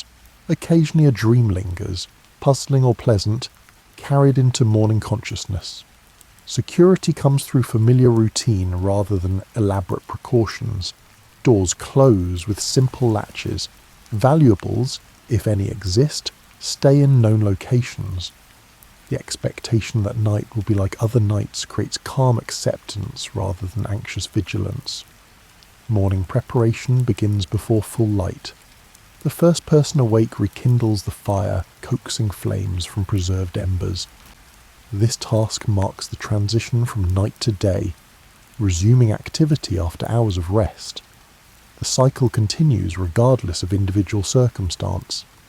Whether someone sleeps well or poorly, whether the night brings storm or stillness, morning follows darkness with reliable certainty. This dependability anchors daily life in patterns larger than any single person's experience. Centuries later, researchers examine medieval records with careful attention. Parchment documents preserved in archives reveal arrangements that contemporary people suspected but couldn't prove. The written evidence confirms that certain families did indeed make secret agreements, that some officials did manipulate records for personal gain, and that power operated through hidden channels alongside visible ones. Archaeological evidence supports some of the old stories. Excavations uncover hidden chambers, concealed passages, and buried caches that match descriptions passed down through generations. What seemed like legend occasionally turns out to have a physical foundation, validated through scientific examination. Scholarly analysis of medieval financial records exposes sophisticated manipulation techniques. Clerks did alter account books to hide theft or redirect funds. The methods varied in complexity, but the fundamental pattern appears repeatedly across different regions and time periods. Some conspiracies were exactly what people whispered about. Land ownership disputes that seemed settled during the medieval period get reassessed through modern legal history research. Forged documents that granted property rights receive scrutiny. In several documented cases, powerful families did use fraudulent charters to claim land that rightfully belonged to others, exactly as contemporary rumours suggested. Political marriages arranged in secret become visible through correspondence that survived in monastery archives. Letters reveal negotiations that occurred privately, with public announcements only after agreements were finalised. The matchmaking that people speculated about in markets and fields did happen behind closed doors. Church investigations from the medieval period, recorded in ecclesiastical archives, document misconduct that people discussed in whispers. Some religious figures did abuse their positions. Some institutions did prioritise wealth accumulation over spiritual mission. The concerns that circulated as gossip had a basis in documented reality. Military campaigns that seemed poorly planned or strangely executed receive new interpretation when historians discover correspondence between supposed enemies. A few medieval conflicts did involve secret cooperation between combatants, with public hostilities masking private agreements about how to divide territory or resources. Poisoning cases that generated rumours about noble households sometimes find confirmation in medical examination of preserved remains. Modern forensic analysis detects toxic substances in bones and tissue, validating suspicions that certain deaths weren't natural. The quiet concerns people expressed had a foundation in hidden violence. Trade monopolies that seemed suspiciously strong get explained through the discovery of secret agreements between merchants and authorities. Written contracts show that some traders did pay officials for exclusive rights, exactly as competitors suspected. The economic arrangements that felt unfair often were precisely that. Despite these revelations about concealed power and hidden manipulation, daily life for most medieval people continued in familiar patterns. Crops still needed planting regardless of political scheming. Animals required care whether or not distant authorities were plotting. The fundamental rhythms of survival and work persisted. Modern understanding of medieval conspiracies doesn't dramatically change the basic historical narrative. Yes, some powerful people conspired. Yes, some institutions operated corruptly. But these discoveries mostly confirm what many people at the time already suspected. The surprises come mainly in specific details rather than overall patterns. What remains most striking in reviewing medieval life isn't the conspiracies themselves, but rather how little they affected everyday routines for ordinary people. Life happened in fields, workshops and homes, shaped more by weather and season than by secret agreements made in distant manor houses or church councils. The records that prove medieval conspiracies true also show extensive documentation of normal administration. For every forged charter, hundreds of legitimate ones exist. For every corrupt official, many others performed their duties honestly. The systems functioned imperfectly, but continuously. Modern historians note that while some conspiracies existed and operated successfully for years or decades, they eventually left evidence. The human impulse to document, to write things down, and to create records ultimately reveals what was meant to stay hidden. Secrets kept through spoken agreement can vanish, but written evidence persists. You can imagine yourself in that medieval landscape now, knowing what's known today. The routines continue. Bread gets baked. Fields get worked. Children grow. Behind these activities, power operates in ways not always visible or fair. But life itself, immediate, physical, demanding, requires attention regardless of what might be happening elsewhere. Evening comes again, as it has for countless generations. Light fades, work stops. People settle into rest. Whatever schemes exist in distant courts or monasteries, whatever arrangements powerful figures have made in secret, the night still brings its familiar quiet. Sleep still restores. Morning still comes.